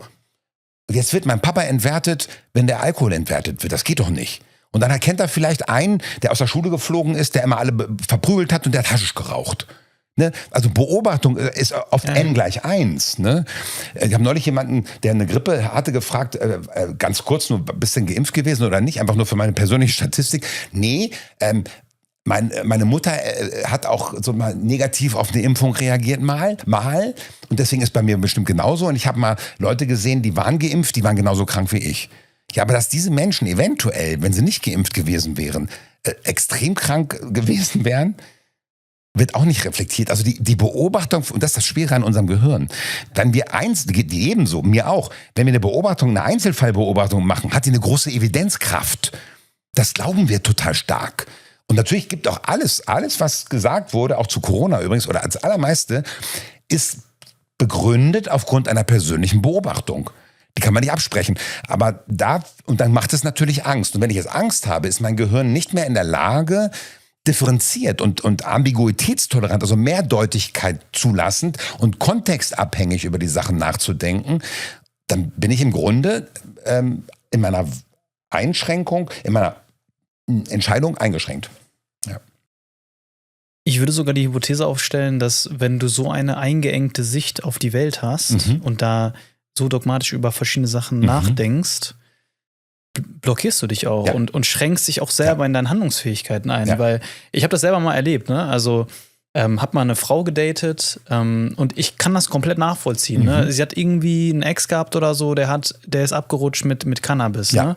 Da habe ich mal beiläufig erzählt, dass ich auch mal einen Joint geraucht habe. Da war ich weg. Die sind im alten Film drin, ja klar. Genau, und dann, ich hatte keine Chance. Du hast keine Chance? Sie hat auch keine Chance. Richtig. Genau. Und das war irgendwo schade, ne? Weil man hat sich an sich gut verstanden. Ja. Und das meine ich damit. Dann blockiert man sich selbst und ne? Ja. Ist auch eingeschränkt in seinen Handlungsfähigkeiten. Ja. Und da kann man eigentlich dankbar sein, wenn man, sage ich mal, nicht nur n=1 erfahren hat, sondern die Diversität aber im gesunden Maße erfahren durfte. Ja. Also der Diskurs über das Thema Konsum und Sucht ist nicht rein medizinisch. Dann wird man einen Großteil nicht verstehen. Er ist sozialpädagogisch, er ist soziologisch, er ist wissenssoziologisch, er ist erkenntnistheoretisch, er ist politisch, er ist gesellschaftlich. Und jetzt übersteigern wir sozusagen die Komplexitätswahrnehmung und Verarbeitung von uns allen im Grunde ein Stück weit. Weil sind viele Informationen. Aber wir können ja nicht sagen, okay, ist mir zu kompliziert, ich mach's mir einfach. Und das, was ich mir einfach mache, das widerspricht aber komplett der Forschung. Das geht nicht. Also, ist eine lustige Idee. Aber wenn wir jetzt alle mit alternativen Fakten unterwegs sind, dann sage ich auch, ich bin der neue Messias. Ich spüre gerade was. So, wollte ich schon immer mal sein. So, ne? Interessant, fühlt sich gut an. Also was ich blöd finde, dass die Leute sich nicht so verneigen, wenn ich durch den Raum gehe. Das würde ich jetzt noch gebrauchen können. Ne? Also es wird doch völlig verrückt.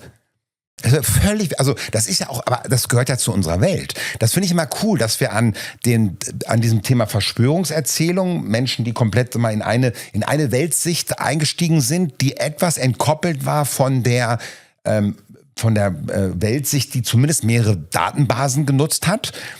Da machen wir uns lustig drüber. Was in Amerika passiert, ist brandgefährlich, aber irgendwie kann man auch sagen, voll absurd. Ja, absurd blöde. Alternative Fakten. Ne? Wie viele Menschen waren bei Trumps Amtseinführung?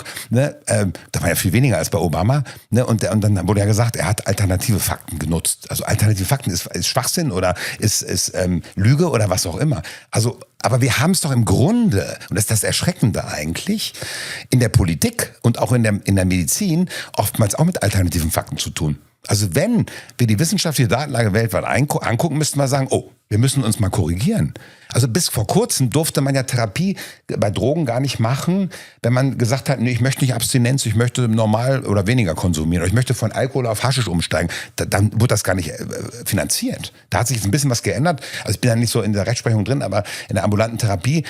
Aber immer noch, erstmal darfst du noch konsumieren, aber letzten Endes ist das Abstinenzgebot. Das halte ich für absolut hinterwäldlerisch auch. Also wir sind da hinterm Nordkorea ungefähr, was die Erkenntnistheorie angeht. Und was sagt die Wissenschaft? Was ist ein guter Weg, um von Sucht wegzukommen? Da sind wir noch gar nicht. Da streiten sich die verschiedenen Therapieschulen. Also das ist echt komplex. Aber das ist das Ziel. Wir müssen gucken, was brauchen Menschen therapeutisch gesehen oder sozial gesehen oder gesellschaftlich gesehen. Und das wird ja das Verrückte. Ich bin ja Psychotherapeut und Psychotherapie-Methodenentwickler und Facharzt. Ich gucke erstmal auf den Menschen, wie ich den unterstützen kann. Übrigens kann ich mir vorstellen, dass viele Menschen zugucken und die gelitten haben unter einem Menschen, der suchtkrank war und die meine Offenheit dem süchtigen Verhalten gegenüber total scheiße finden. Das kann ich total nachvollziehen, weil in der Position würde ich das genauso sehen. Aber ich muss ja sagen, wie können wir den Menschen maximal gut helfen? Das ist mein Ziel. Ne? Und das ist eine individuelle, psychotherapeutische, medizinische Sichtweise. Ich kann nichts über sozusagen Veränderung sagen. Also ich habe ein paar Ideen, ich glaube schon, wie man eine Gesellschaft verändern kann. Aber wir wissen, dass Gesellschaftsveränderungen extrem schwierig sind, oftmals voll nach hinten losgehen. Ne? Und deswegen habe ich mich aufs Individuum fokussiert. Da kann ich wenigstens ein bisschen was bewirken. Ne? Und wenn ich mir das angucke, wie aus meiner Sicht diese Therapie aussehen muss, kann ich ein paar Sachen zu sagen, wenn dich das interessiert. Gerne. Ja? Die Haltung habe ich ja schon gesagt. Absolutes Verständnis für den Konsum. Generell finde ich eine Haltung in der Psychotherapie wichtig, die getragen ist von Leichtigkeit, Zuversicht und Humor. Das ist jetzt wieder eine Provokation für manche Menschen. Aber das ist wichtig. Warum? Es gibt Effekte, die, wenn ich sozusagen mich zu sehr an dem belastenden Material des Gegenübers infiziere und zu empathisch bin, ja, dann erstmal bin ich gefährdet. 1/3 der traumatherapeutisch arbeitenden Therapeuten sind sekundär traumatisiert von dem, was sie hören. Das ist ein Skandal im Grunde. Und da ist jemand, der ein großes Problem hat, der guckt mich jetzt als Therapeut an. Ich bin so empathisch, dass ich auch so mitleide und mitschwinge und mir gar nicht mehr vorstellen kann, dass der profitiert. Ich habe was ist das Gegenteil? Keine Zuversicht. Es gibt gar keinen Humor und es gibt statt Leichtigkeit Schwere oder Bedeutsamkeit. Also ich weiß nicht, ob du so Therapie machen möchtest. Ich würde es nicht machen wollen. Und wenn ich Patienten frage, gerade Menschen, die ganz Schlimmes erlebt haben, die ganz belastet sind, die fanden das ziemlich hilfreich und cool, dass ich eine Haltung von Leichtigkeit, Zuversicht und Humor habe. Das sagen auch viele, die sagen, ich habe das Gefühl, ich bin richtig zuversichtlich. Darf ich dich mal kurz was fragen? Ja. Du hast gesagt, 1/3 der Therapeuten in Deutschland sind sekundär traumatisiert. Von der traumatherapeutischen Arbeit. Gibt es gute Untersuchungen von Jude Daniels zu, der das genau untersucht. Ja. Wie genau funktioniert das? Sind dann einfach die Eindrücke so krass, dass das nicht Also das hat Judith genau untersucht. Die hat erzählt, die Therapeuten schwingen mit. Mhm. Die haben ja auch gelernt, du musst empathisch sein, dann schwingen die mit, hören zu. Man hat ja gelernt, man muss zuhören, schwingen mit, hören zu. Diese Menschen haben eine Hölle erlebt. Und als Therapeut hast du das vielleicht gar nicht so was Schlimmes erlebt. Du hörst was du dir noch nie vorstellen konntest. Was du gruselig findest. Und du hörst mit und schwingst mit. Und es gibt ja das Phänomen der Neurozeption. Was dein Nervensystem gerade erlebt mein Nervensystem. Da gibt es Connecting. Ja? Dadurch merke ich an meinem Körper manchmal auch, wie es dir geht. Und umgekehrt, also ich merke, dass meine Diagnostik auch, ich spüre an meinem Körper oftmals, wie meinem Gegenüber es geht. Und gleichzeitig, wenn ich so zuversichtlich bin, sagen viele Patienten, das tat mir so gut, dass sie so zuversichtlich sind. Ne? So, das findet statt. Jetzt bin ich aber zu empathisch und infiziere mich im Grunde an dem traumatischen Material und bin so belastet, dass ich irgendwann nicht mehr anders kann, als aus mir selbst auszusteigen, was man Dissoziation nennt. Und dann ist das der Beginn einer sekundären Traumatisierung. Und das ist nicht so ein bisschen. Diese Kolleginnen und Kollegen, vor allem Kolleginnen, sind massiv belastet davon. Da hat Judith Daniels, sekundäre Traumatisierung.org ist die Website von ihr, ist eine Professorin jetzt in Holland, die wir auf der Reden-Reich-nicht-Tagung ja auch hatten, wo ich Mitveranstalter bin, die hat das sehr gut untersucht. Und das ist im Grunde ein Skandal, dass Psychotherapie potenziell schädigend für Therapeutinnen und Therapeuten ist. Und das hat auch was mit den Methoden zu tun, das muss man ganz klar sagen. Da ist nämlich keine Leichtigkeit, Zuversicht und Humor am Start. Und der Aspekt der Empathie wird komplett überdosiert. Ich würde auch mittlerweile sagen, es ist brandgefährlich, als Therapeut Empathie zu haben. Wir müssen eine wohldosierte Empathie haben. Einfach weil die Gefahr zu groß ist, dass wir uns an dem Material infizieren. Wir müssen ja noch wirksam sein. Also wenn ich ganz empathisch bin, bei einem Menschen, der eine schwere Depression hat, wenn ich da empathisch bin, glaube ich nicht mehr, dass ich dem helfen kann. Und das geht in Sekundenschnelle. Das heißt, ich muss den Menschen sehen, ich muss Mitgefühl haben und Würdigung des Leids und ich muss sehen, echt belastet. Wow. Und ich muss gleichzeitig in meiner totalen Kraft bleiben und in meiner Zuversicht. Wenn ich keine Zuversicht mehr habe als Therapeut, warum soll ich überhaupt noch intervenieren? Warum soll ich den Menschen Termine geben, wenn ich keine Zuversicht mehr habe? Das wäre absurd. Und selbst dieses mit dem Humor, das verstehen manche gar nicht. Man kann doch nicht Humor haben, ich habe was Schlimmes erlebt oder ich habe Depression oder Sucht oder so. Erstmal habe ich da gelernt durch meine Patienten. Ne, ich habe ja immer schon, ich war ja Klassenkasper damals als Schüler und ich habe Professor Freiberger im 3. Semester kennengelernt. Der große Professor Freiberger in Hannover, Psychosomatikprofessor, der war total humorvoll. Der hat Witze gemacht, andauernd so. Ne? Das heißt, das war eine Koryphäe, die ich kennengelernt habe, die Humor am Start hatte. Danach habe ich das nicht so oft gesehen. Da waren viele so ganz staatstragende, bedeutsame Menschen. Aber das hat mich schon berührt und überzeugt, was Freiberger da gemacht hat. Und wenn ich jetzt keinen Humor, also was die Patienten haben gesagt, das hat mir total gut, dass wir gelacht haben. Und sie sind der Erste, der nicht abkackt, wenn ich diese Geschichte erzähle. Das haben auch manche gesagt. Und wenn ich sie so angucke, dann habe ich ein bisschen das Gefühl, dass doch was gut passieren könnte. Und was wir da machen, das ist ja auch alles wissenschaftlich sauber untersucht, das ist im Grunde die Aktivierung der positiven Heilungserwartung auf Seiten des Klienten. Das hat man früher Placebo-Effekt genannt. Also es gibt ja, die Placebo-Forschung zeigt ja, wenn ich ein Placebo einnehme, ist der wirksam. Und zwar ziemlich. Und es gibt ja Open-Label-Placebo, das ist vollkommen krass. Da sagt man Patienten, das ist eine Zuckerpille, da ist nichts drin, kein Wirkstoff. Sie können die jetzt nehmen, morgens 8 Uhr mit einem Glas Wasser. Sie müssen damit rechnen, dass Ihr Körper das als Medikament wahrnimmt und körpereigene Botenstoffe aktiviert, die Ihnen helfen gegen Ihre Schmerzen, gegen Ihre Depressionen, bla bla bla. Und was ist? Hochwirksam. Also nicht viel weniger wirksam als ein verdecktes Placebo. Das ist schon krass, oder? Das heißt, was unser Gehirn da macht, es gibt übrigens den anderen Effekt, den Nocebo-Effekt, schädigende Vorstellungen oder Gedanken, die den Körper tatsächlich schädigen. Hast du mal gehört? Das ist ein Begriff? Ja. Also das, das, was du denkst, macht was mit also du kannst positiv denken, du kannst negativ denken. Ja, aber nicht im Sinne von Think Positive und so bla bla, so platt. Ne? Nee, genau, aber so am Beispiel der Horst Vogel, Coach hatte das vor kurzem mal gesagt. Du kannst sagen, mir geht's gut, aber du kannst sagen, es könnte schlechter sein. Ja. Oder? Als allein Beispiel. Wörter wirken schon so, auf uns. Ja, genau. Weil dann denkst du schon schlecht irgendwo. Ja. Ne? Ja, Sprache hinterlässt eine neuronale Spur, hinterlässt eine Aktivierung von bestimmten Botenstoffen, muss man sagen. Wir haben ja eine körpereigene Apotheke. Und das Spannende an der Placebo-Forschung, für die Menschen, die da nicht so tief drin sind, Ulrike Bingel, haben wir ja in Deutschland eine sehr renommierte Placebo-Forscherin, tolles Buch geschrieben, Placebo 2.0. Die haben Forschung gemacht im Bereich von Schmerzen. Man weiß, dass in der Schmerzbehandlung Placebo ziemlich wirksam sind. Und wenn man sich nicht auskennt, denkt man, ja, ist so ein bisschen Einbildung. So naive Menschen reagieren so. Ne? Das wird ja auch entwertet dann, weil da kein echter Wirkstoff drin ist. Ne? Nee, die haben eine sehr saubere Studie gemacht. Die haben Patienten Placebo gegeben. Ne? Die Arbeitshypothese ist, dass das die körpereigenen Endorphine aktiviert, also körpereigenes Opium, was schmerzstillend ist. Und das ist tatsächlich so. Also wir können Opium vom Außen geben, ne? Also Morphin, reduzierten Schmerz. Wir können die körpereigene Endorphine aktivieren und der Schmerz geht auch runter. Und das haben sie bewiesen, dadurch, dass sie Naloxon gegeben haben. Das ist Gegenmittel von Naloxon, also, den Antagonist von Opiaten, der sozusagen die Synapsen wieder freispült und dann kommt, bei Drogenabhängigen werden die sofort wieder wach. Und bei Schmerzpatienten, und jetzt kommt das Spannende, Selbst wenn Endorphine die Synapsen besetzen und der Schmerz runtergeht, wenn ich Naloxon gebe, kommt der Schmerz danach wieder. Das heißt, die Opiate werden von der Synapse verdrängt und dann kommt der Schmerz wieder. Man hat also bewiesen, dass es eine körpereigene biochemische Apotheke gibt, die wirksam ist.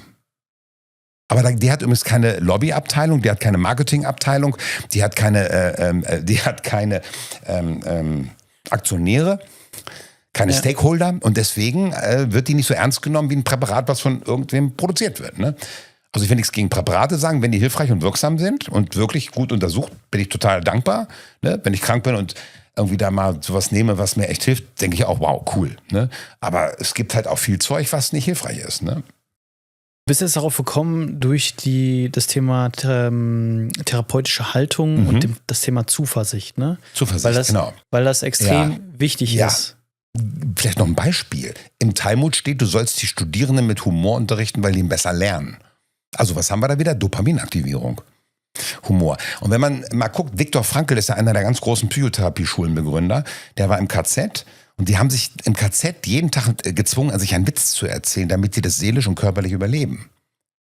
Also, und der hat ja mit dem Buch, was er geschrieben hat, danach trotzdem Ja zum Leben sagen, wirklich beschrieben als einer ganz früh, dass Humor total wichtig ist, um auch bis hin zu, dass man überlebt. Also man kann mal anders sagen, wenn irgendjemand meint, Humor hat in der Psychotherapie, also Leichtigkeit, Zuversicht und Humor, für mich gehört das als Kontinuum dazu, das hat in der Psychotherapie nichts verloren. Dann möchte ich gerne die phänomenologische Begründung haben, warum das so ist. Und ich möchte die Patienten sehen, die sagen, es gibt natürlich Patienten, die sagen, ich habe Therapie gemacht, das war schrecklich, es war keine Leichtigkeit und kein Humor. Ja, hätte man aber auch machen können. Und es hätte dir besser getan, kann man schon sagen. Und man kann ja fragen, aber eins ist mal ganz wichtig, wenn ich mit Leichtigkeit, Zuversicht und Humor arbeite, dann muss die Würdigung des Leids extrem an erster Stelle stehen. Weil sonst ist es eine Respektlosigkeit dem Leid gegenüber. Das geht gar nicht. Also es gehört natürlich dazu. Ne? Leichtigkeit, Zuversicht und Humor geht nur, wenn ich eine tiefe Würdigung des Leides vorhanden habe. Aber wenn ich nur Leid würdige, dann laufe ich wieder Gefahr, dass ich zu sehr in den Leidfokus rutsche und denjenigen auch letzten Endes pathologisiere, infantilisiere und viktimisiere. Also zum Opfer mache, in der Kleinheit lasse und in der Pathologie lasse. Das ist respektlos im Grunde. Ich finde es auch respektlos, was jeder Mensch darf Humor haben. Ne, wir machen Witze, ne, überall macht man Witze. So tut allen Menschen irgendwie gut, auch in der Kommunikation. Ne, wenn man so ein bisschen Stress mit Leuten hat, ne, merkst du so, ist es jetzt ein Arschloch oder so? Machst einen Witz, okay, dann sind wir wieder Freunde. Ne? Gibst so total witzige Beobachtungen so zu. Jetzt sitzt da jemand, der was Schlimmes erlebt hat oder der sehr belastet ist. Der wird jetzt um die Erfahrung von Humor in der Kommunikation beraubt. Damit behandle ich ihn wie ein Mensch zweiter Klasse. Finde ich grotesk. Also kann ich nicht mitgehen. Und wenn mir die meisten Patienten gesagt hätten, nee, das tat mir gar nicht gut, ihre Leichtigkeit und ihre Zuversicht. Ja, und ihr Humor schon gar nicht. Wenn ich das gehört hätte, hätte ich ja gesagt, das darf man da nicht reinpacken. Mhm. Aber das habe ich nicht gehört. Und natürlich kann man auch mal Humor falsch intervenieren. Auch das gibt's natürlich, habe ich auch schon gehabt. Dass ich ein bisschen mal über die Stränge geschlagen habe und dachte, das war nicht gut. Und da habe ich aber gelernt dann auch. Ja, und ich war in dem Moment nicht wirklich im Kontakt mit der Klientin. Ich habe eine Idee gehabt und bin der gefolgt und war nicht ganz genau im Kontakt. Und das war völlig klar danach. Habe ich einmal gemacht, den Fehler, und jetzt danach war mir völlig klar, ich muss, gerade wenn ich mit Humor arbeite, besonders im Kontakt mit meinem Gegenüber sein. Und das wiederum, könnte man nochmal sagen, Kontakt zum Gegenüber ist, was die Psychotherapieforschung angeht, wieder extrem wichtig. Prozessorientiert genau mitzukriegen, was der Gegenüber sagt, denkt, fühlt. Ne? Magst du einmal kurz in dieses Beispiel einsteigen? Du meintest, du hast da ein bisschen über die Stränge geschlagen, bist der Idee gefolgt und hast den Kontakt verloren. Ja, ich mache ja Auftrittscoachings mit Musikern. Und es gibt eine Übung, die ich entwickelt habe, da lasse ich die spielen oder singen und dann störe ich die. Ich sag, weil ganz viele Auftrittsstress-Thematiken entstehen, weil die Leute ihren Aufmerksamkeitsfokus nicht auf der Sache haben. Die denken nicht, interessant, schön, oder das klingt so schön, oder die singen ihr Lied, sondern die denken dann, oh, was könnte passieren? Nachher finde ich mich komisch. Also die sind nicht bei sich und ihrer Sache. Und dann störe ich die so ein bisschen und raschel dich rum oder mach Geräusche oder sowas oder ruf irgendwas. Und das zwingt die eigentlich voll im Prozess zu bleiben, also in der Musik. Und dann ist es bei der Übung oft so, dass die Leute, das ist der Durchgang, den sie am allerbesten gesungen oder gespielt haben. Weil sie quasi nur also mich ausblenden konnten, indem sie sich maximal reinblenden in die Tätigkeit. Ne, das ist super, super spannend. Habe ich 100-fach gemacht und ist eine sehr spannende Übung. Und das war eine Sängerin und die habe ich dann gestört und dann sind mir die Pferde durchgegangen. Dann habe ich habe ich ein paar quatschige Sachen gemacht, die echt übertrieben waren. Aber ich habe mich da in dem Moment, ich war so begeistert irgendwie, ich war nicht bei ihr in dem Moment. Und das war das Zentrale. Ich dachte, den bringst du jetzt auch noch und dann war ich in dem Klassenkasper-Modus sozusagen, ne? Oder hab gedacht, hier so in der Gruppe, dann lachen die noch mehr oder sowas, ne? Und dann sagst du danach, das fandst du total scheiße. Nicht alles, aber der Punkt da. Und sie hat komplett recht gehabt. Also, und das ist ja auch wichtig, wenn wir mal einen Fehler machen, dass wir da verstehen, was war der Fehler. Nicht jedes Feedback muss sozusagen muss eine tiefe Erkenntnis zutage führen, aber da war es richtig und da habe ich kapiert. Mein systemischer Fehler war, ich war nicht im Kontakt mit ihr, ich habe nicht geguckt, wo ist sie, was kann ich jetzt noch machen und ich war nicht klein kalibriert. Das ist mir da immer klar geworden, wenn ich mit Humor arbeite, dann mache ich ja nicht gleich Höhe, sondern wir gucken erstmal so ein bisschen, dann führe ich so ein Wort ein vielleicht und vielleicht ein Schimpfwort auch, wenn man so miteinander arbeitet, dann merkst du, hey, das findet derjenige gut und dann nimmst du noch eine größere Spur und dann das kalibriert sich so und irgendwann kannst du es richtig krachen lassen. Gibt ja auch diese malediktologische Forschung, die Forschung um die Kraftausdrücke und Schimpfwörter und das kommt total gut bei Klienten an, total gut. Bei manchen gar nicht, aber es gibt so viele Leute, die sagen, das ist der Hammer, wenn ich da noch irgendwie so einen Kraftausdruck, so krasse Sache oder sowas sage, ne? Krasse Sache, jetzt befreie ich mich von meinen inneren Verstrickungen, krasse Sache oder geiler Scheiß oder verdammte Axt oder sowas, ne? Das ist hochspannend, weil Kraftausdrücke uns gut tun als Menschen. Gibt es diese malediktologische Forschung zu, das ist total spannend. Und ich baue das ein, ich nutze das. Wenn es jemand nicht resoniert, dann kommt sofort in eine Tonne. Aber es hilft halt oft. Ne? Wir haben jetzt heute über das Thema Sucht gesprochen und wir haben das aus sehr vielen verschiedenen Perspektiven beleuchtet. Ne? Wir sind auch in die verschiedenen Beobachter reingegangen und so weiter. Wenn wir das Ganze jetzt nochmal einmal zusammenfassen am Ende. Ja. Wie können wir Menschen mit Sucht so begleiten, dass Autonomie entsteht, statt Scham und echte Veränderung möglich wird? Ja, da hatte ich vorhin nicht ganz ausgeführt. Also die Haltung von Leichtigkeit, Zuversicht und Humor. Das ist ganz wichtig. Sozusagen die Akzeptanz des Konsums als Lösungsversuch. Und jetzt sind wir schon mal gut aufgestellt. Und jetzt gibt es Strategien. Wenn ich mir genau angucke, worunter leiden wir denn? Gehen wir mal davon aus, dass das konsumierende oder süchtige Verhalten der Lösungsversuch für was Schlimmes, Belastendes ist.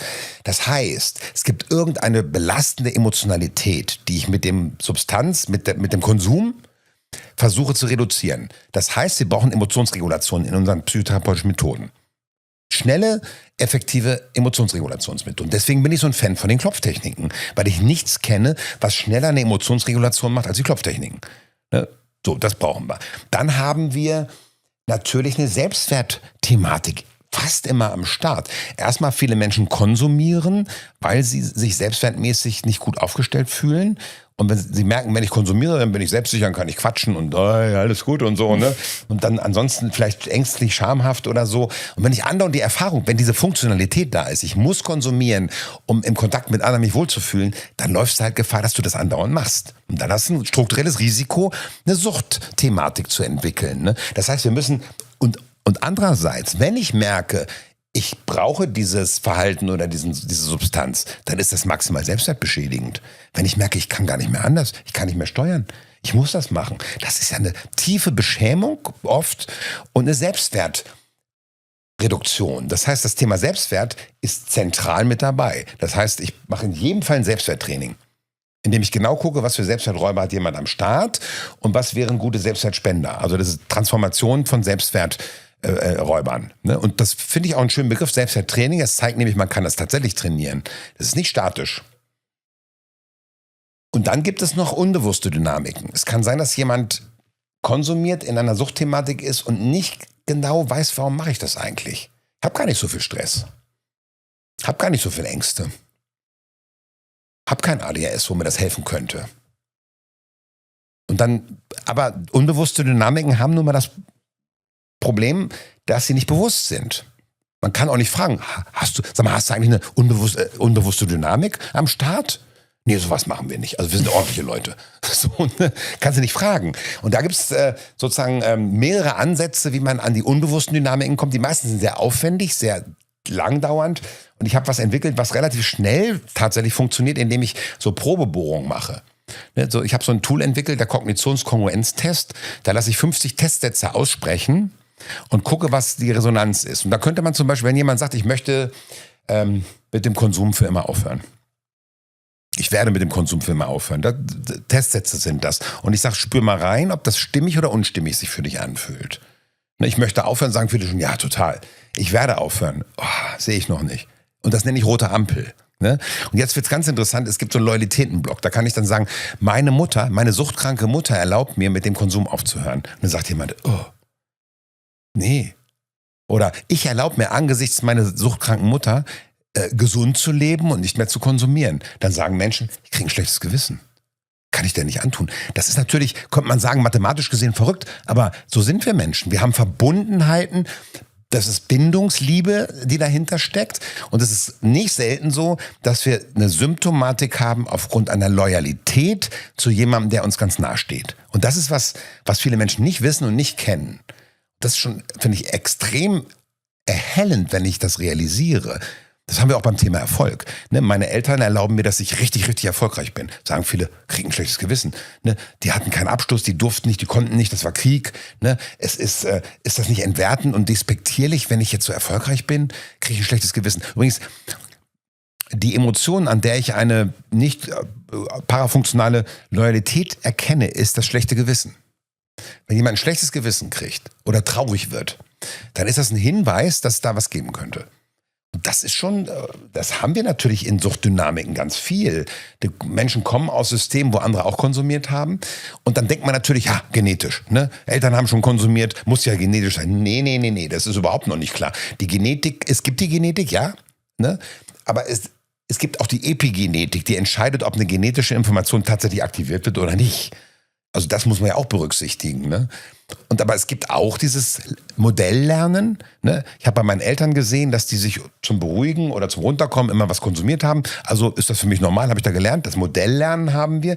Und wir haben sozusagen die atmosphärische Verbundenheit. Es wäre ein bisschen despektierlich oder ich würde meine Eltern verraten, wenn ich nicht auch konsumieren würde. Das sind also Genetik, Modelllernen und quasi Ähnlichkeits-, Bindungsdynamiken. Das haben wir alles am Start. Ne, das ist jetzt für manche vielleicht auch wieder viel, aber eigentlich ist nicht viel, wenn man sich damit auskennt. Aber das muss ich berücksichtigen, das gucke ich auch an. Das heißt, wenn ich mit Menschen arbeite, die sagen, ich möchte weniger konsumieren. Und das Wichtigste übrigens bei denen, klare Auftragsklärung. Das haben wir noch gar nicht gehabt. Die Frage, wobei genau kann ich Ihnen behilflich sein? Wobei genau kann ich dir behilflich sein? Und nicht, ja, Sie haben eine Sucht, da müssen Sie natürlich ganz aufhören mit. Das wird ja gemacht. Da entscheidet sozusagen die Profession ex cathedra, das ist dein Ziel übrigens. Findest du scheiße, ne? Ja, muss man. Und dann kommen ja diese Sprüche, der muss halt noch mehr in der Gosse landen, damit er endlich kommt. Ja, aber diese Haltung von, es geht nur Abstinenz, ne, führt auch dazu, dass Menschen eben nicht kommen, weil das nicht deren Ziel ist. Und für die meisten Menschen ist es ja auch nicht die Lösung. Und dann konsumieren sie weiter. Wenn man jetzt gesagt hätte, okay, willst du weniger konsumieren? Guck mal her, machen wir mal. Gucken wir mal, was da geht, ne? Und dann gibt es, also wobei genau kann ich ihm behilflich sein, ist die Einstiegsfrage. Und dann entscheidet der Klient, was sein Anliegen ist, nicht ich. Und natürlich kann es sein, wenn das ein absurdes Anliegen ist, kann ich natürlich als Behandler auch sagen, da kann ich sie nicht unterstützen. Das verstößt gegen meine Werte. Und wenn ich sage, ich persönlich habe das Abstinenzgebot und für mich, ich unterstütze nur Menschen, die dahin wollen, dann kann man das ja sagen, ist durchaus legitim, aber damit habe ich gesagt, ich möchte nur 15% der Menschen unterstützen und mit den anderen, das möchte ich nicht oder das kann ich nicht. Und selbst das wäre durchaus legitim, wenn man es transparent macht. Wenn man sagt, es gibt wissenschaftlich gesehen die Möglichkeit, weniger zu konsumieren oder die Gefahren zu reduzieren. Da gibt es ein paar Kolleginnen und Kollegen, die sich da spezialisiert haben. Ich würde Ihnen empfehlen, dass Sie zu so jemandem gehen. Das wäre total sauber und legitim. Aber ich persönlich, aufgrund meiner Lebensgeschichte und meiner Familiengeschichte, ich kann das nicht, weil ich das nicht erlebt habe zu Hause. Deswegen fehlen mir, selbst wenn ich die statistischen Daten sehe, fehlt mir die Zuversicht, dass das geht. Das wäre lupenrein saubere Arbeit, zu sagen, da bin ich an meiner Grenze.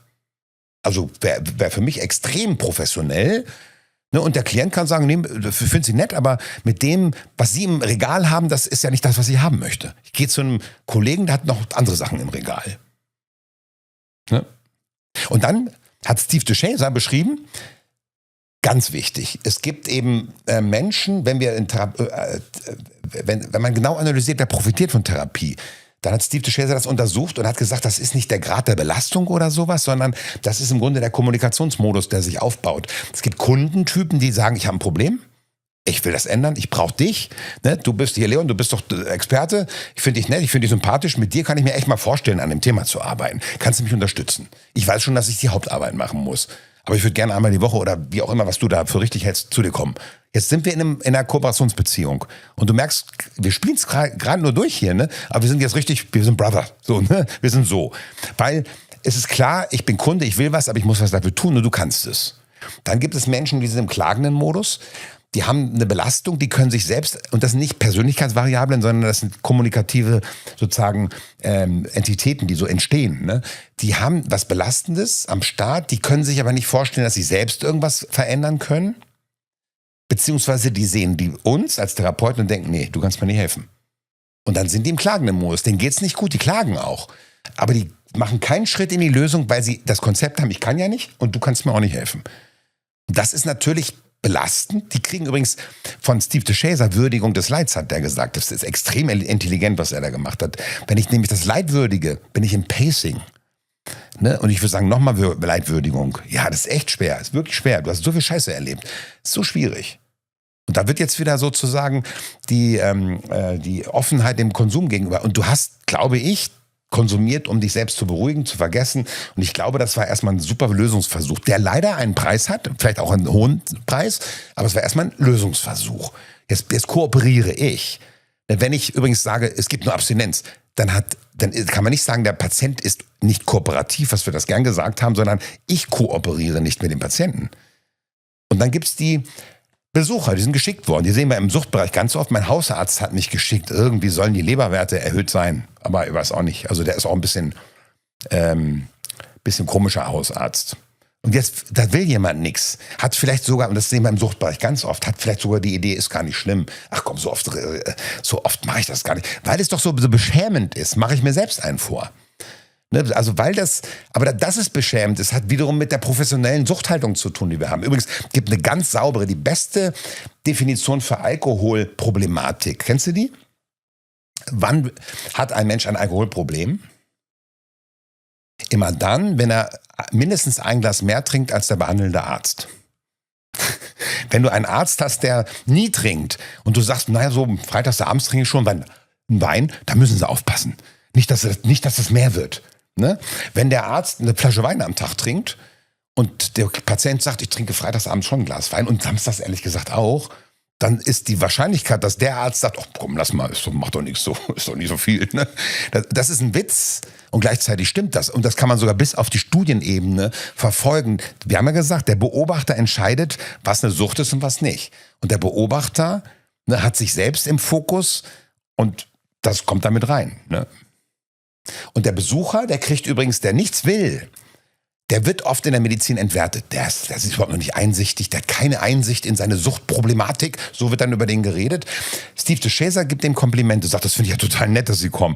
Ihr Hausarzt hat Sie geschickt, Sie haben eigentlich gar kein Problem oder haben das Gefühl, der übertreibt ein bisschen und kommt trotzdem zu mir. Finde ich total cool. Also Sie sind ja echt total kooperativer Typ. Also so Leute wie Sie hätte ich echt häufiger gern hier, ehrlich gesagt. Finde ich toll. Also ich habe sie ja nicht hierher gezwungen. Ich würde jetzt sagen, wenn Sie nichts wollen von mir, dann brauchen wir das, dann ist das der letzte Termin noch. Aber wenn Sie wollen, und wir haben ja 1 Stunde Zeit, wenn Sie wollen, kann ich eine kleine Produktinformation geben, was man so machen könnte. Und es gibt übrigens Themen, an denen wir auch arbeiten können, ganz unabhängig von diesen ganzen Substanzen, könnte auch interessant sein. Zum Beispiel, wie ist es mit ihrer Entspannungskompetenz? Also, nee, das sage ich nicht ich würde dann sagen, also wo ich Menschen oft helfe ist, also erstmal hole ich mir einen Auftrag. Wollen Sie hören, was Menschen hier oft abrufen? Ich bin ja auch Dienstleister an deren Anliegen. Ne? Also viele Menschen können sich ja nicht richtig entspannen. Ne? Und da habe ich so ein paar super coole Tricks an Bord. Manche Menschen leiden unter Ängsten. Ne? Da gibt es mittlerweile auch was echt gut hilft. Ganz viele Menschen haben echt ganz schönes Problem mit ihrer Selbstbeziehung und ihrem Selbstwertgefühl. Da gibt es super gute Ansätze, die Selbstbeziehung zu verbessern und das Selbstwertgefühl zu erhöhen. Also macht alles Spaß übrigens. Ich bin übrigens ja auch ein Fan von, weil ich durch die Dopaminbrille die letzten Jahre viel da drauf gucke, von Gamifizierung von Psychotherapie. Das klingt jetzt wieder ein bisschen krass, aber wenn unsere Lösungen nur vernünftig sind, werden wir nichts rocken. Das heißt, unsere Lösungen müssen Spaß machen müssen erfüllen, müssen das Belohnungssystem aktivieren. Und da gucke ich durch die Brille durch die Trüffelschweinbrille, Dopamin-Trüffelschweinbrille, sage ich immer. Was ist das alternative Verhalten, was mindestens so viel Spaß macht, aber gesünder ist? Und das ist total spannend. Und dann macht diese Suchtmedizin auch total Spaß. Also ich mache ja diesen Kurs, mehrere Kurse zum Thema Suchtmedizin und viele Teilnehmer, das ist eigentlich das schönste Kompliment, was ich gekriegt habe, ist, dass die danach sagen, nachdem ich da 8 Patienten behandelt habe von denen, das habe ich immer total genervt, Suchtmedizin. Ich konnte auch diese Klienten nicht so ab und so. Aber wie du das da mit Pep jetzt machst, das macht total Spaß. Kann ich mir total vorstellen, jetzt auch zu machen. Ja, und das ist doch wichtig. Das erhöht doch die Wahrscheinlichkeit der Versorgungsqualitätssicherung. Denn wenn Therapeuten sagen, wir haben keinen Bock drauf, dann ist das nicht gut für die Menschen, die da ein Thema haben. Ne? Also Kunde klagen an Besucher und der Besucher kriegt Komplimente. Übrigens, ich mache einen Spezialkurs, also der Kurs in der Suchtmedizin heißt, dem Körper gefällt die Idee zu konsumieren. Weil dem Körper das natürlich gefällt, ne? Das schon mal, und es geht ja immer wieder um neue Blickwinkel auch. Weil wenn wir einen neuen, überraschenden Blickwinkel haben, unser Gehirn lernt dann am besten, wenn wir Überraschungen erleben. Das heißt, wenn ich auf etwas, wo man immer so gedacht hat, so ist es, jetzt mal ganz anders drauf guckt und was wir heute vielleicht ein bisschen gemacht haben, dann könnte Überraschung stattfinden und dann findet neuronales Lernen statt. Und dann mache ich einen anderen Kurs, wo es um Anorexie und um Zwang geht. Und den habe ich genannt, wenn der bisherige Lösungsversuch nicht mehr funktioniert. Weil für mich Anorexie und Zwang ein Lösungsversuch ist. Also Anorexie immer wieder auch und oft ein Autonomiebeweis, nicht nur, aber auch. Und der Zwang gibt Sicherheit. Und da hatte ich eine Patientin am Telefon, ich lade einen Patienten ein und viele Menschen mit einer Anorexie wollen nicht über das Essen reden. Weil die haben in allen Therapien immer wurde über Essen geredet. Und das Thema ist nicht das Essen oder Nicht-Essen. Das ist was anderes, das dahinter steckt. Ne? Und dann habe ich einer Patientin am Telefon gesagt, also was machen wir? Habe ich genau erklärt, was wir machen. Emotionsregulation, Selbstwert und unbewusste Dynamiken. Selbstbeziehung, ganz wichtiger Punkt. Autonomieförderung, ohne nicht zu essen, auch ein wichtiger Punkt. Und dann habe ich so gesagt, naja, also wenn Sie unbedingt über das Essen reden wollen, dann können wir das auch machen. Aber mich interessiert das eigentlich nicht. Und die war komplett baff. Das hat sie noch nie gehört von einem Arzt. Ne? Und es stimmt auch. Das Thema, die Sucht, das süchtige Verhalten oder das konsumierende Verhalten ist oftmals nicht der Fokus, sondern das dahinterliegende. Und dann gibt es gerade von Freiheit. Und mal ein ganz wichtiger Punkt vielleicht, was extrem wichtig ist, egal jetzt wie viel ich konsumiere, die Selbstbeziehung sollte in jedem Fall eine gute sein. Und das wäre auch für mich immer das Ziel, daran zu arbeiten, an einer guten Selbstbeziehung. Denn wenn jemand einen sogenannten Vorfall hat, und sich dann entwertet und eine scheiß Selbstbeziehung hat, ja, dann sagt er, lohnt sich ja nicht. Und so ein Typ wie ich, der soll halt krepieren. Wenn ich eine gute Selbstbeziehung habe, dann denke ich, ey, ich wollte doch nicht mehr konsumieren. Hey, scheiße, blöd, finde ich nicht gut. Wollen wir nicht. Ne? So, also was brauchst du denn jetzt, Süßer? Ne? Sprichst du mir das brauchst du denn jetzt, kleiner Süßer oder sowas. Ne? Was brauchst du denn jetzt? Ey, das wolltest du doch nicht, jetzt hast du es gemacht. Interessant, warum hast du das gemacht? Ja klar, verstehe ich, alles klar, hast gemacht. Nee, also lass uns doch mal gucken, was jetzt noch besser wäre für dich. Liebevoller Umgang mit sich selbst. Und dann ist die Wahrscheinlichkeit geringer, dass man noch mehr konsumiert. Ich gucke mir das Thema Selbstvorwürfe sehr genau an, weil das ja eine der Big Five Lösungsblockaden ist, die ich so entdeckt habe. Darunter leiden wir Menschen am meisten. Und du hast eigentlich fast immer im Bereich von Konsum große Selbstvorwürfe. Sag ich, was ist denn dann, wenn sie konsumieren? Bin ich total sauer auf mich, hasse mich, mach mir Vorwürfe. Sag ich stelle mir jetzt mal ganz doof, ne? Wozu führen die Selbstvorwürfe? Dass sie dann weniger konsumieren oder mehr? Dass sie früher aufhören oder später? Ganz blöde Frage, ne? So, und ich habe noch nie gehört, dass jemand sagt, nee, Selbstvorwürfe sind echt gut, dann höre ich auf zu konsumieren. Noch nie gehört, noch nie.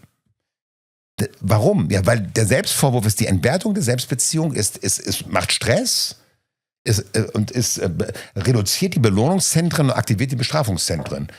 Das ist nicht hilfreich. Und das ist aber jetzt komisch, das verstehen viele nicht. Da hat jemand konsumiert, einen sogenannten Rückfall oder Vorfall gebaut und ich würde sagen, maximal liebevoll auf sich schauen. Das ist die erste Bürgerspflicht, erste Interventionsstrategie. Jetzt hast du ganz viele Leute verloren. Und da muss man mal gucken, was für ein Konzept, wer spricht jetzt wieder, welcher Beobachter spricht jetzt. Ne? Und da merkst du, wir haben Konzepte von Bestrafung da drin sogar. Es gibt Bestrafungskonzepte in manchen therapeutischen oder pädagogischen oder politischen Ansichten. Ne? Also das ist echt verrückt. Wir folgen der Tradition des Podcasts und am Ende des Podcasts stellen wir immer dieselbe Frage. Stell dir vor, Menschen bekommen jetzt eine Nachricht auf ihr Handy mit einem Satz. Und diesen Satz bestimmst du. Ja. Welcher Satz ist das? Wäre eine Frage, und zwar, was glaubst du, was sich an deiner Welt ändert, wenn du konsequent durch die Brille von Leichtigkeit, Zuversicht und Humor auf dein Leben und auf die Welt schaust? Michael, wo können die Leute dich finden? Hier bei dir. Ich bin ja, muss man sagen, ich mache ja therapeutisch Praxis nichts mehr. Ich bilde andere Therapeuten aus, weil ich eben jetzt Psychotherapie-Methodenentwickler bin und weiterentwickle und gucke, Forschung mache, Hirnforschung zu dem Thema. Depressionsstudie haben wir neulich gemacht, eine sehr, sehr spannende, aufregende. Also ich bilde jetzt, also man findet mich im Internet.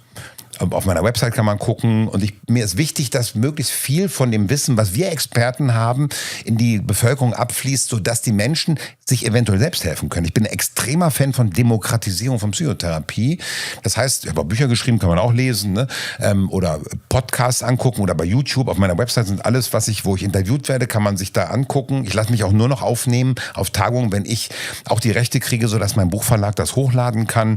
Aber jetzt einzelnen Menschen unterstützen, das kann ich nicht mehr. Das schaffe ich nicht mehr zeitlich auch und kapazitätsmäßig. Deswegen habe ich ja entschieden, ich will jetzt andere unterrichten, weil ich glaube, dass das ganz hilfreich ist, was ich entwickelt habe, sodass andere das sozusagen dann anwenden können. Ne?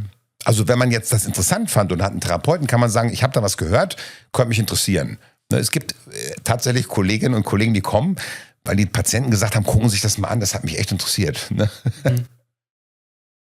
Die Links findet ihr in der Beschreibung. Michael, vielen lieben Dank, dass du heute nochmal hier warst. Ja, Leon, ganz vielen herzlichen Dank für deine Einladung und für den netten Abend. Danke dir. Ja, dir auch.